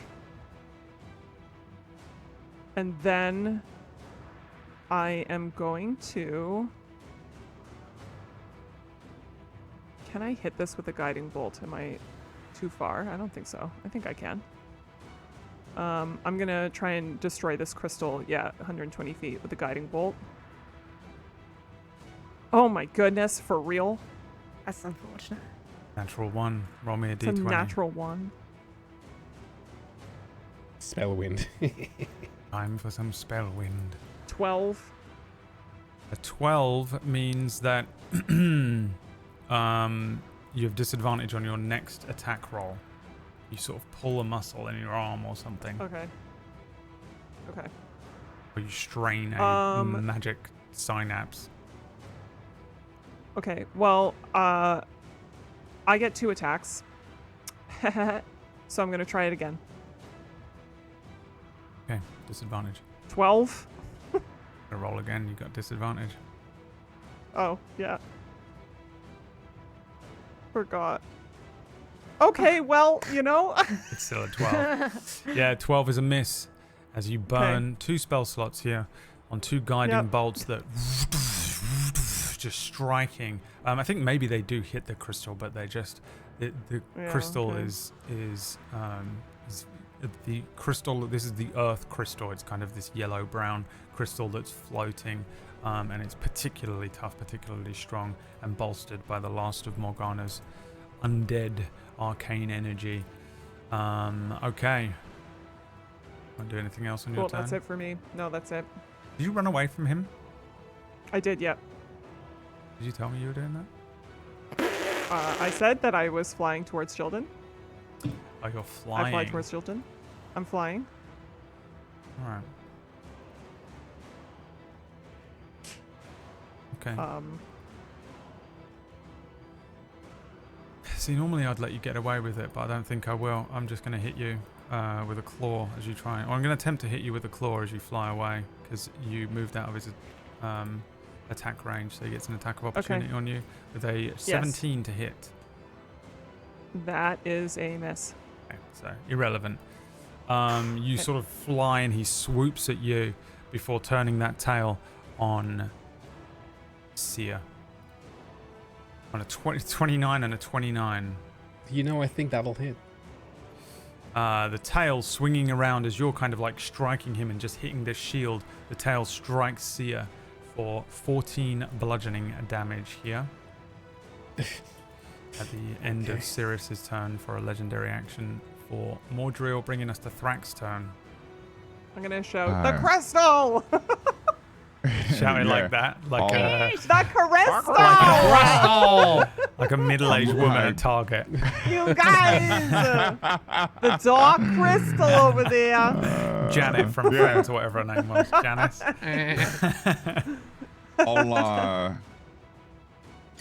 I'll sort of take aim with my hand and I'll shoot a fireball at the crystal. A fireball. A fireball. A crystal. At the crystal. So you can't damage. roll dex, pretty sure. 25. 25, yeah, finally you Thank God. destroy this crystal. It bursts as this flame, this fireball blows up the floating crystal. The runes on the ground fall inert as you successfully break Morgana's enchantment. The shield, the glimmering shield that is sitting on Mordriel, falls as well, and he is now vulnerable to damage. Not vulnerable to damage, but he is able to receive damage. Is that the end of your turn? I moved, but yeah. That's and you moved, alright. Sia, make me a dexterity saving throw, please. Oh, okay. Dexterity saving throw. 22. 22 just makes it. A wing flies down towards you as Mordriel kind of spins around a little bit. The kicking up the snow and dust of the mountain here, rock, launched upwards. The wing slicing underneath Sia's feet as he just lifts himself up, flying into the air, and avoids being struck by this wing attack. It is then Mordriel's actual turn. Let's see if his breath recharges first. Uh-oh. Nope. Not today. So the first thing I think he's gonna do here is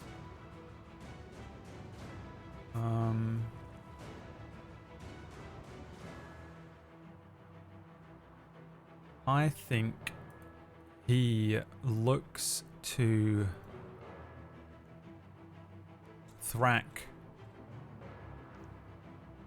and you see Mordriel's eyes kind of connect with Thrak for a moment, and they begin to sort of pulse and flicker a moment. Thrak, make me a wisdom saving throw.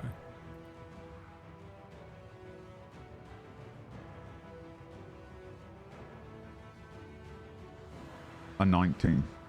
19, you make it. You 19. successfully avoid this spell that Mordriel begins to attempt to cast on you. Mordriel will take flight again, flying away from you, Seer. You can have an attack of opportunity if you'd like. Okay, I shall do just that. Come back! A limbed swing in frustration for a 10 to hit. Yeah, that's a miss. And he is going to fly away from you up here, as he is now in the air by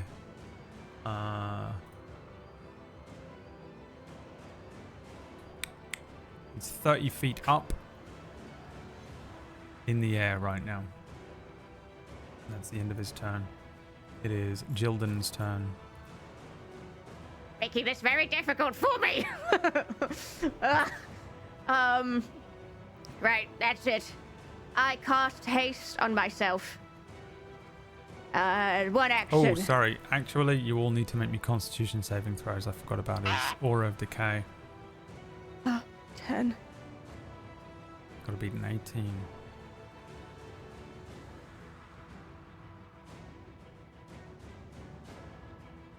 I got a 20. Got a natural I got a one. 4. Okay, you got to beat an 14. 18. Successes means you only take half of 8 necrotic damage, so 4. Failures, you take 8 necrotic damage, and your maximum hit points are reduced by 8 as well. Stop that! So Except I for me, have- because I'm immune. Yeah, apply any resistances you have and things. I have evasion, so Okay. if this is like a wave, then I can effectively dodge it. Certain area of effects. When you make a dexterity saving throw, this is a con save. I'm sorry, yeah. So yeah, this is just the thing that kills everything around Mordriel. This is what this is. It's his passive ability. It's almost a curse, really. He, no matter what is within 300 feet of him, it will slowly die. He just flies over towns and cities, and the trees and the earth and the rabbits and stuff are all being killed immediately by this. He's not launching spells out everywhere. This is what's killing them. The Quura link that you guys have is what allows you to not just be instantly blighted by this, and stand within it. The entire time you're fighting him, that wave of nausea and sickness is just constantly sapping at your energy. That's what's happening here. You're just slowly being drained, but you have just such an extreme resistance, which is why you can't bring Thors or Hard into this fight, because it would just annihilate them a lot quicker. Okay, now it's Jilden's turn. Sorry, what were you going to do?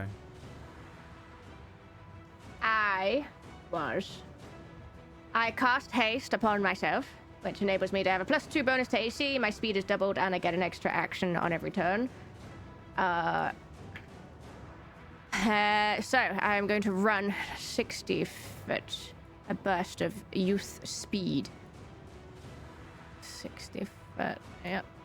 It's 30 foot above me, as well as being 50 feet away.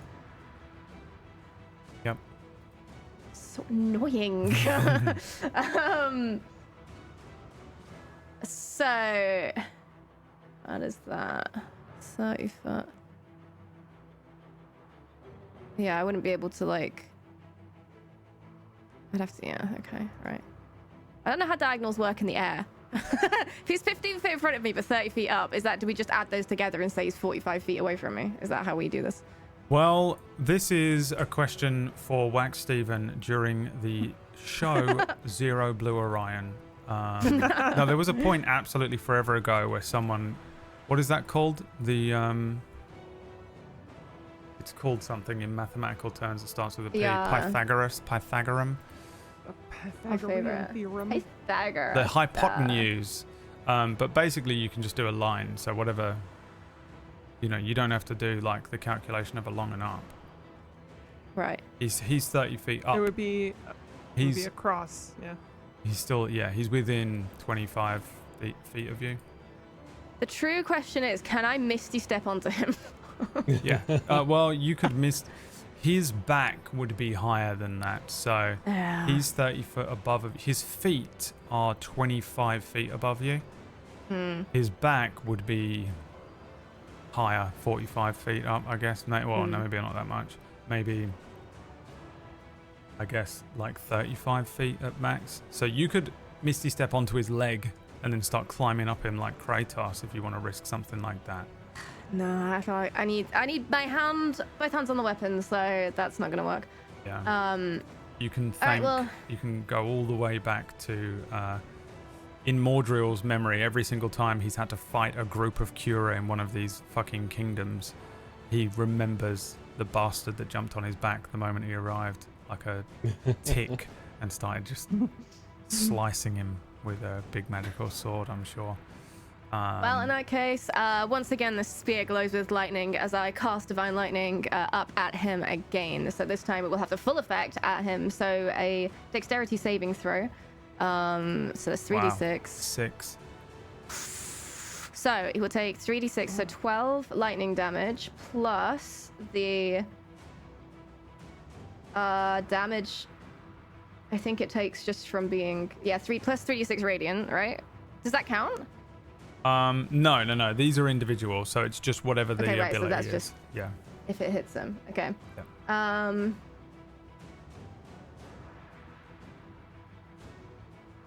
Right, okay. Yeah. Then, yeah, So then it the would just smite be you can 12 do damage. is a physical. You'd have to strike, Yeah. and then you can add the smite on. The divine lightning is just this lance's ranged attack. Yeah. And then the other thing is passive. The other things are So passive. does the celestial lance thing count here? When you hit a celestial with this lance, is that going to be the physical weapon again? You know what? Don't know. Let me read it again. Bear in mind, I made a lot of this stuff a long time ago. It's quite important because this has a very important secondary effect. Yeah. Do you know what? I think it probably does do the extra thing because you only get charges of this, so I think it's fair. Yeah, I think this is. I mean, it's the most powerful weapon in the world. Why not? So yeah, you can have the passive celestial lance thing, but not the. Okay. You can't add smites. But not the onto extra damage. Okay, but this does an extra 3d6 true damage as well on top of it. So, so another makes 8 sense. damage, true damage, and at the start of its next turn, it must succeed on a con save. So we will wait for that, and I will remind you. Yeah. Okay. So the first bit of damage is dealt as you bring the lance up and just sort of aim it at Mordriel, who's flying across the I aim it straight for sky. his jaw. Yeah, you're like Straight uppercut. looking up. You launch this. You sort of take a moment to sort of calculate when he's going to fly across a certain point and Pythagoras. unleash this thing. You figure out the hypotenuse and strike it, and it does. It strikes his jaw. You see a chunk of this kind of decaying flesh and some of these black scales launched off of his jaw as this lightning strikes him. There's a moment as his head looks down towards you, his eyes searching, trying to figure out what's happened as he recognizes the spear. He looks down at you, Gildan, and says, It has been so very, very long. So, you have the spear. Let us see if you can free me from this accursed life.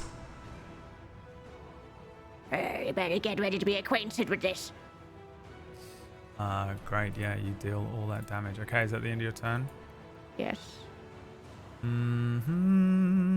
can't reach you with any of his other bullshit, so that is just the end of that. It is Sia's turn. Okay, well, I'm going to run my full distance to this creature. Let me see, let me get the old thing out there so you can see where I'm going. I'm going to move 45 feet here. And then, well, as I'm a melee character with a jump height of a maximum of 15, I'm going to, I guess, dodge. Just stand and hold the dodge action. All right. Cirrus, your turn. Yeah.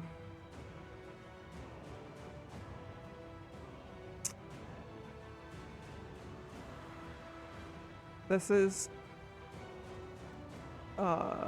difficult because we want to do damage, but casting spells a lot is going to eventually be very bad.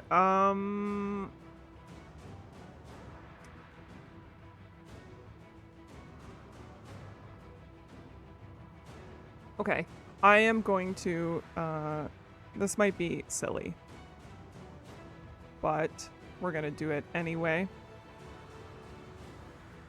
I am going to cast Firebolt. It is a cantrip. Okay. 25 25 hits. for 15 fire. 15 fire damage as you launch a firebolt. You see it strike the huge Dracolich form of Mordriel. Chunks of flesh and scales falling off of him again. I get a second attack, and I would like to aim the firebolt this time at his wings. Okay.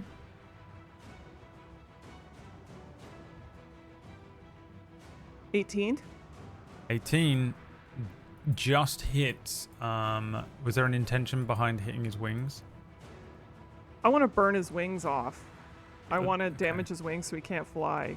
Yeah, I mean, Are his his wings wings already damaged? He's already a Dracolich, right? So yeah, he's, like, he's kinda got magically loads flying? of holes in his wings. Oh, okay. But they are sort of keeping him adrift. It could potentially work. But his wings are huge. They're like ship sails.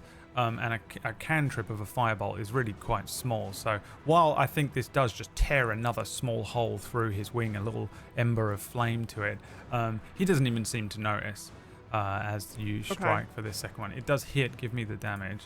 It's a good 19. hit. It does a decent amount of damage. But yeah, it doesn't affect his flight exactly. You'd have to probably do a significant amount more damage to really take one of his wings out, but it's a good start. We'll say you hit his left wing if everyone wants to Okay. concentrate on yeah. wings and things. I'll say his wings. The crystals, but his wings. Chandler. Chandler. Chandler. Oh my god. Oh my Sorry. god. Hit his wings. And then I think I'm going to fly just ever so over here, maybe. Okay, that's it for me. Thank you. All right, Thrak. Yeah, I think Thrak sees what Sirius is doing and aims another fireball at his left wing. All right. So that's A 19 on his save. that's a save. Oh wow! Look at all those ones on that damage roll. Oh my god! Wow, dude, that is 8d6. I brutal. rolled 6 ones. Okay. That's 7 damage dealt to him on this Sick. attack with a fireball. Strikes. It's like this huge beast is flying through the air, and you know those like flak cannons? Like one of those goes off next to one of his wings, but he kind of mostly avoids it. The flame taking and licking at some of his wings. He shouts and booms down to you. You will have to do better than that, mage. Flying and gliding and turning. Sighting you up, actually, Thrak. Can you imagine? I'm gonna You were go, going to take yeah. it, but because he said that, you're like, I reverse time so I can hit him again with the fireball. Imagine? Baited, yeah. No, okay. Baited into it by a League of Legends Yeah. comment that comes up in the bottom left of Thrak's HUD. Yeah. It'd work on me. You're going to have to try again. Get good. Want to do anything else, Thrak? No, that's my I moved. That's my turn. Okay. Mordriel's turn. Let's see if he gets his breath weapon back. Nope. Thrak, make me a dexterity saving throw, please. All right. Is this a spell? Yes. Okay. Yep, I'll do that. An 8. You're not 20 It's, feet within it- someone else, are you? He needs to make a Constitution saving throw. Oh yes, he Mordriel. does. Let's do that real quick. What's this for again? Celestial Lance. No. Shut up! Wow. That's pretty impressive. Yeah, saves. that sucks. It is a save either way, so he's not stunned. He sort of begins speaking in his native tongue. Underneath you, Thrak, the snow melts suddenly, and then there is just a sort of set of explosions and flame as a fireball is launched from underneath you up. He casts fireball at you in return to your fireball.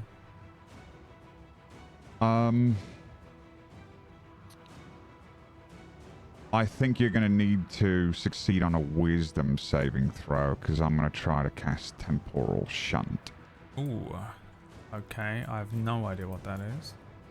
I will explain if you fail. 17. And this was a what? Sorry, a whiz save. Yes. Wisdom save.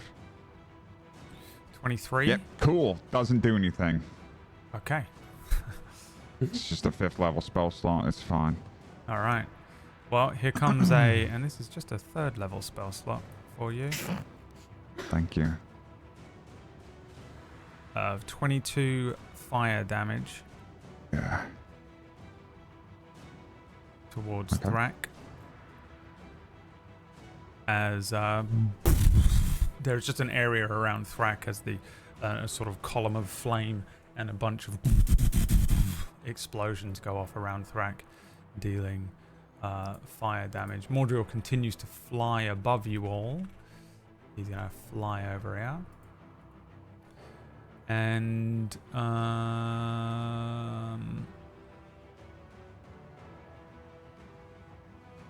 that's the end of his turn. You all need to make me con saving throws.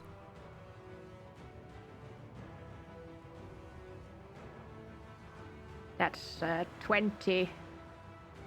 That's a 16. Okay. 6. Is this Constitution saving Is this This is Aura of Yeah. Decay. Are you still Oh, immune okay. to necrotic damage? I'm still immune to necrotic Don't damage. worry, Yeah. don't even bother doing it. Okay. Okay. Okay, so 11 necrotic damage to Sia and Thrak, and you reduce your maximum hit points by that amount as well. And then Jildan, you take half, or if you've all got bullshit resistances, whatever it works out as for you. It is now Jildan's turn.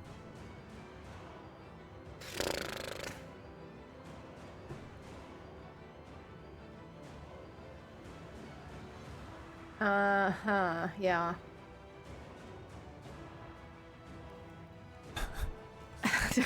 I love the look Being of very annoying about this. what are we doing?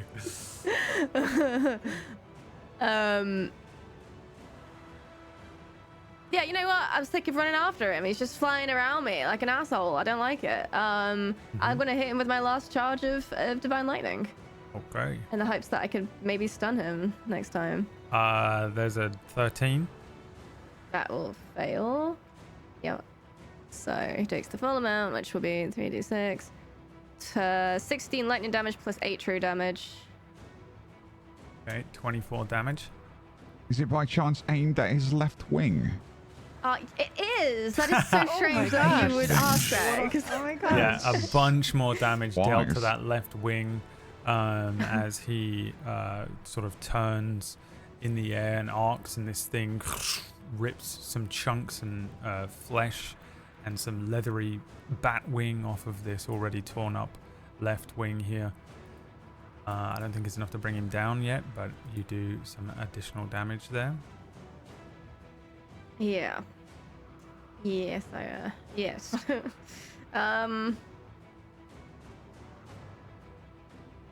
Just a question. Does Divine Smite only work on melee attacks, or does that work on any attack? Smites are melee. Actually, what I thought. I don't know. What does it say on the description? Oh yeah, never mind. It says in the melee. Okay, I yeah. didn't read. Sorry, everybody. I've never played a paladin before. What I'm doing. just seeing if I've got any good bonus actions I can use.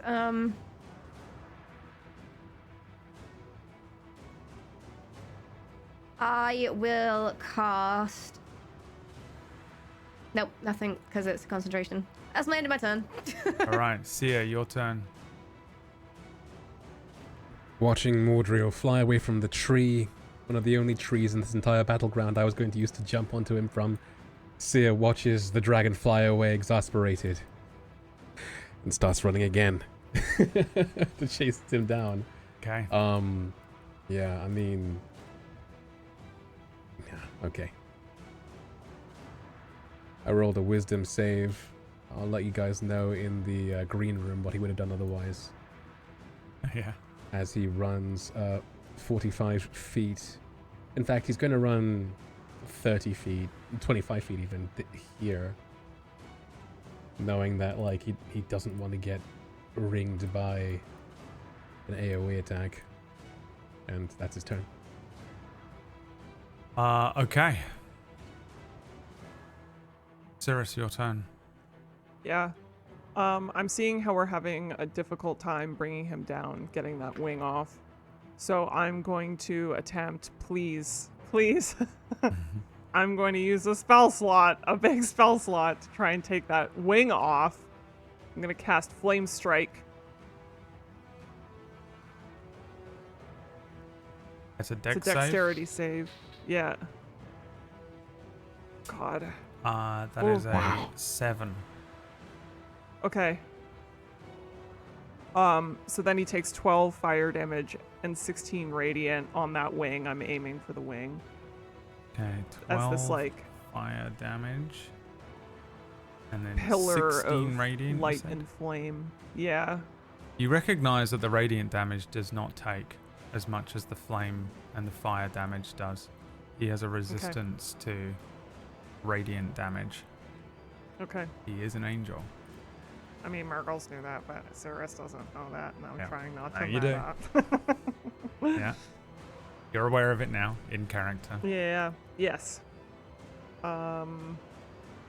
Is his wing still on? Actually, let me figure it out. I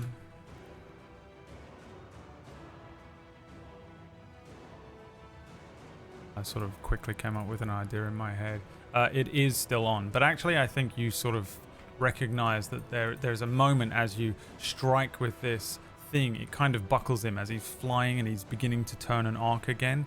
There's a moment where it just you recognize that he flinches a moment. This is probably more to do with the fact that he's being struck by the angel spear, but then you guys are coming in with the additional attacks here. Again, it's like watching a fucking bomber fly through the air and there's all these flak cannons going off around it with the varying spells. But the true damage from the angel spear is really what is, I think, sort of, RP doing the damage, even though mechanically you guys are whittling him down and he falls a little and flinches. Okay. That wing, he tries not to, but does bring it in for a moment as if he wants to sort of pull the wing in to stop you from doing any more damage to it. But it is still going. He is still in flight. Okay. With my second attack, then I'm going to shoot a firebolt at the wing. Oh my god! Another Hand natural blows one. up. Another natural Second Roll me a one. d20. Great. 20.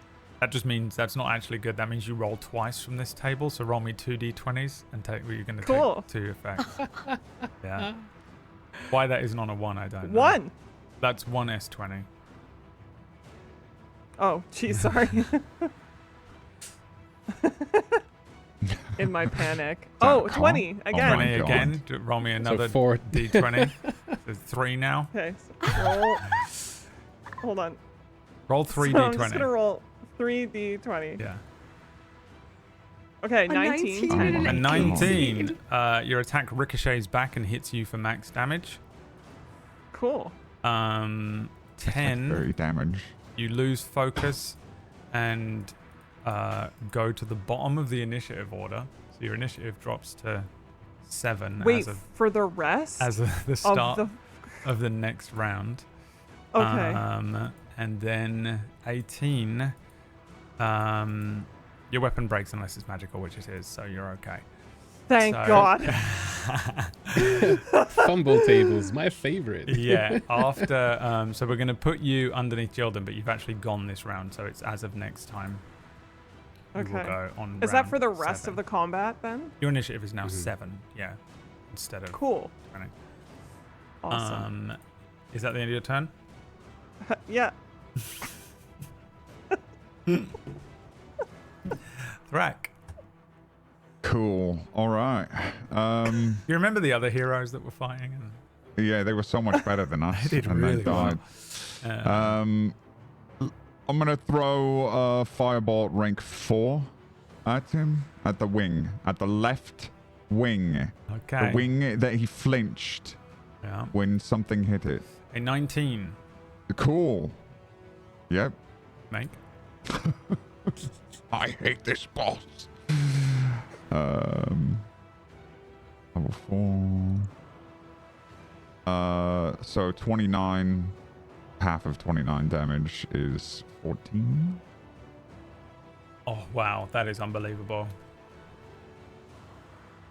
It's 1 too less. Too little. It's literally what you have to do. 1 more damage to take that wing off. Great. Yeah, I think it's like a huge, another one of these explosions goes off. Mordriel brings that wing in and flinches and begins to sort of glide down a little bit anyway. You know, I think he recognizes that his wing is damaged at this point, and so he begins to glide down rather than potentially fall, which is what would have happened. Can you do 1 more point of damage to him? Can I? Mm-hmm.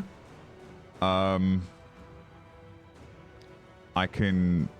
Yeah, actually I can. Why don't you re-roll the dexterity save? Okay. Let's see. 13.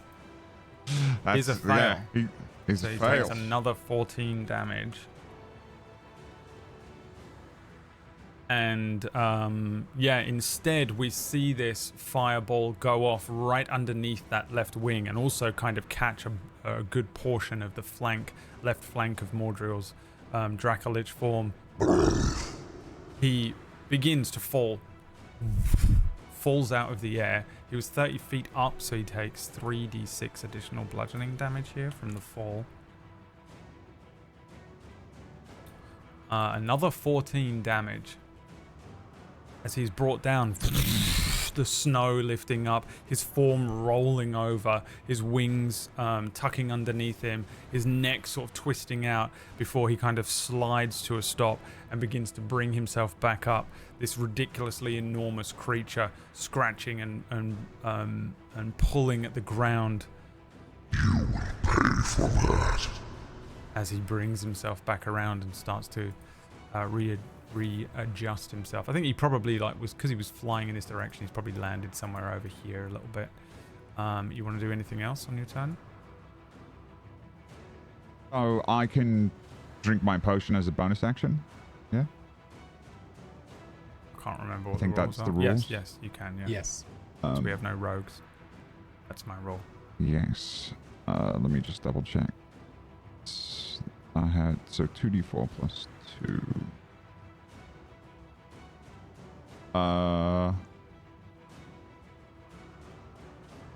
Sick. 2 1s. Alright, Nice. so I get 4 damage and healing healed, and I'm damage. gonna move.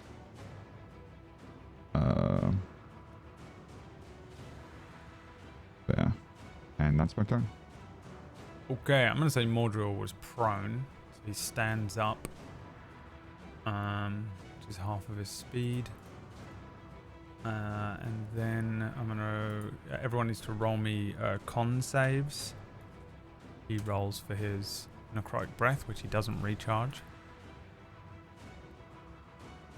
I got a There 4. you go. 18.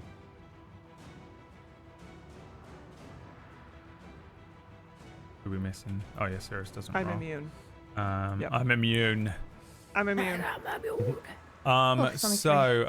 Sia, you make it. The other 2 you fail. That is 6 necrotic damage. Reduce your maximum hit points by that. Sia, you would take 3.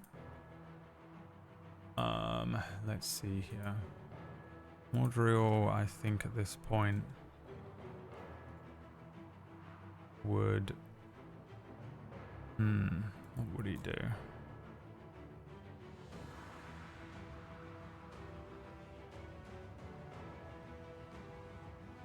I don't think he'd be stupid enough to do that. So let's do... he opens his wings out, and then these sort of balls of green energy begin to fill the air, with them suddenly darting out and spreading amongst the four of you.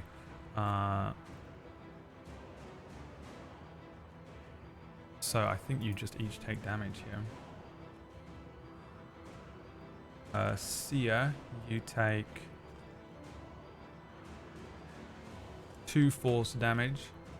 Cirrus, you take 5 force damage. Rack, you take 4 force damage.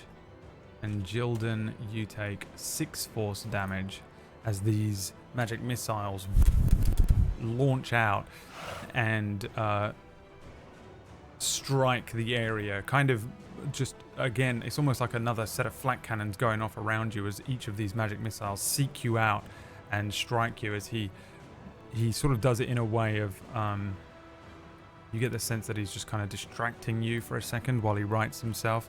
He sort of animalistically shakes his head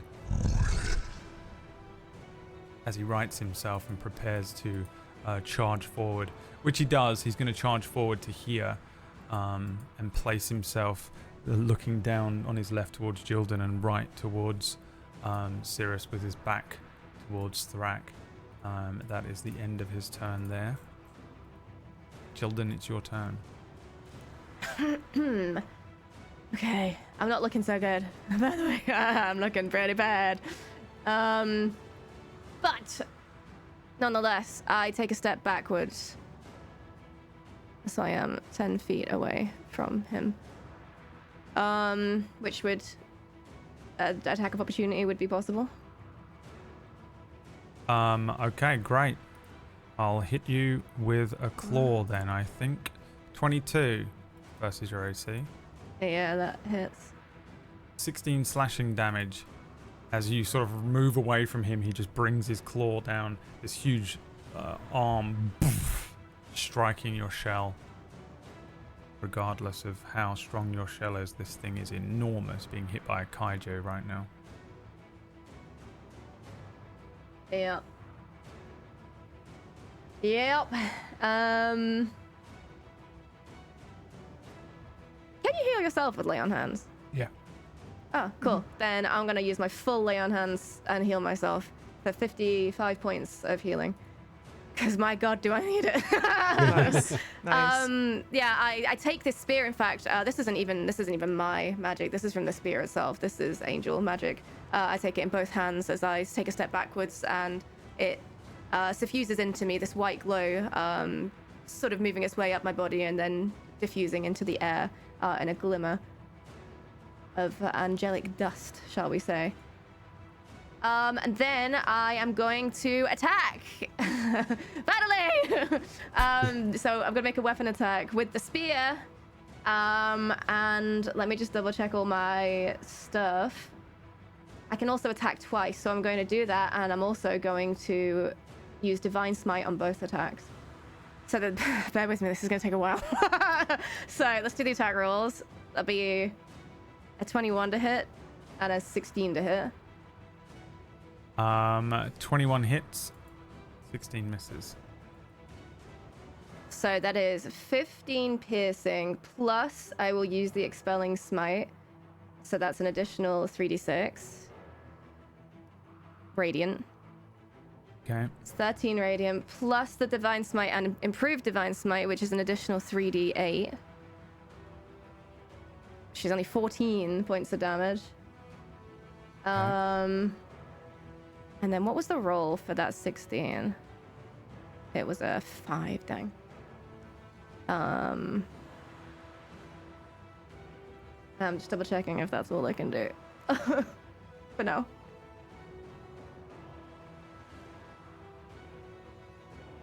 Wait, did Mordriel make... He didn't make his con save? Good shout. You make it now. A 22. That is a fail. He's stunned. He is stunned. For the sake of... We already did a bunch of stuff. We'll say that he moved forward a little bit as part of the fall. Let off this ability and then became stunned. He is now stunned. So Divine Smite has an extra 1d8 of damage if the target is undead or a fiend. Yeah, let me just see if I added that into my calculations. So I had Divine Smite plus Improved Divine Smite, which is an additional 1d8, and then I guess it would be another 1d8 on top of that. So that's another 7 radiant damage. And if he's stunned, attack rolls have advantage, so that would be a 20 to hit instead. Okay. Give me the damage. So that would be 8 piercing plus all the other stuff again. So that's 3d6 and another 4d8 for another Divine Smite. So that's 16 additional. It's 15, 31, 39 in total. The second attack. How do you kill him? What? Yeah. No. Actually? What? That's how strong real? this fucking spear is against him, yeah. This is ridiculous. The amount of damage this spear is able to do to him is crazy. He is brought down by the fireball from Thrak. As he hits the ground, he turns over. He lets out this kind of set of magic missiles to try and to distract each of you. He stumbles forward, and then you see him kind of curl up and twist, almost as if he's sort of cramps up, his body turning in on itself, his wings curling over him, and then you just start unleashing these strikes, the spear jabbing forwards and spinning and slicing. Each time you recognize Mordriel taking this magic as the spear strikes is pushing through him. It reduces the flame through him. His eyes kind of flicker. He is being struck over and over and over again. How would you like this to deal the final blow here? I think he's facing Cirrus. This is all for flavor. I would like to say I take a step backwards. I suffuse myself with this glow. I'm healed. I slash. And what I would love to do is throw the spear to Cirrus and have her stab it directly into his face. I'll allow it. And that is what I would do.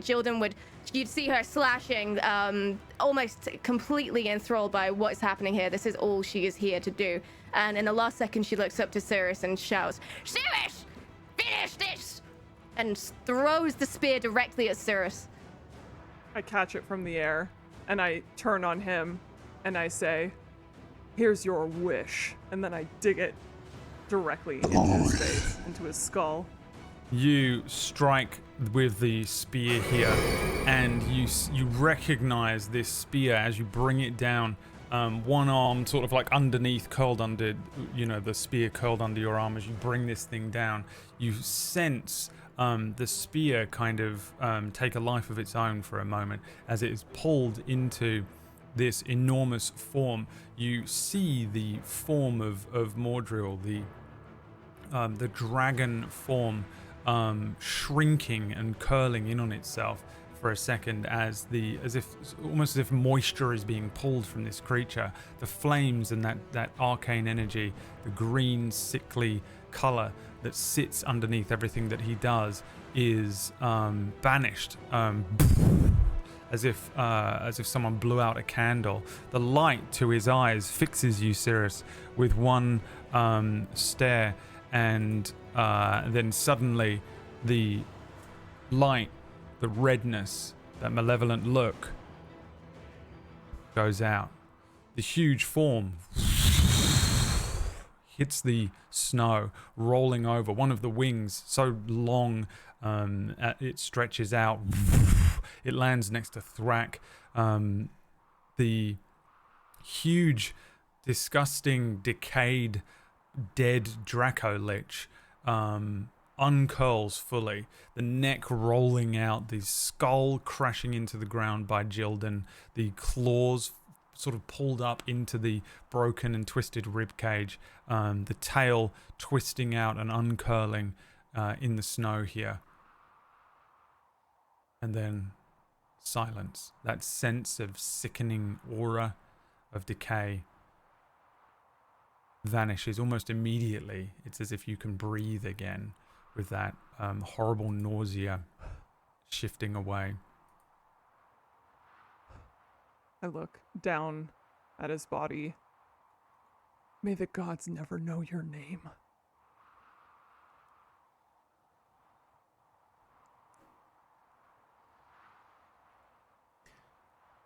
I walk in this silence after this storm towards the corpse of not Mordriel but Morgana.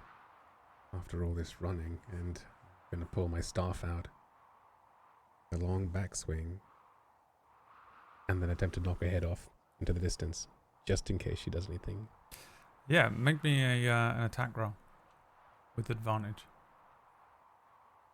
An attack roll with advantage. Natural 20. Fucking hole in one. What do you want to do? Just, home run strike her head out of this battle map, maybe. Yeah, you're on top of a mountain right now. Right. It's a flat area on top of this relatively low mountain, but you're still on top of a mountain. You smack this is a robed elf with just sort of like there is no magic bringing this thing to any sort of undeath and idea of life. So the skin pulled taut against this skeletal frame, and you just bring this piece of the branch down, striking the skull, and it just launches off this mountain. The four of you, each of you injured to varying different levels, breathing heavily, look around you. There was a constant sound of the sort of zombie hordes below that begins to quieten in the distance. There was just so many of them that it was sort of permeating constantly underneath this, even though they're hundreds of feet below you, and it kind of quietens down for a moment. There is peace. What do the four of you do? I collapse to my knees and raise my head up to the sky, and there are tears streaming down my face. And I just...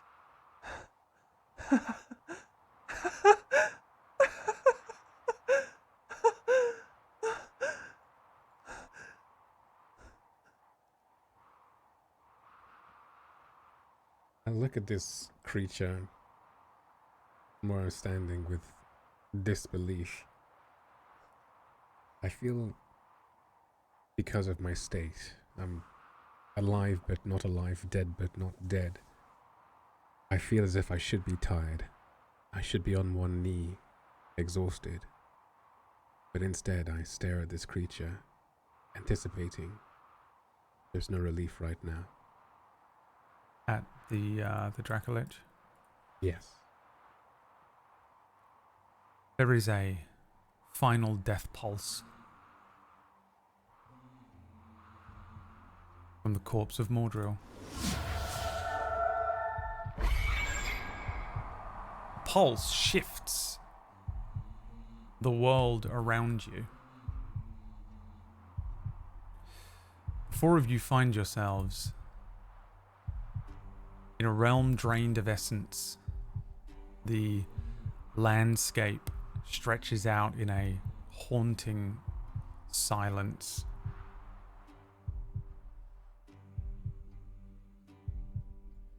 There is an empty canvas of ashen plains, blackened skeletal trees, their twisted limbs reaching up into the sky in a sort of eternal anguish.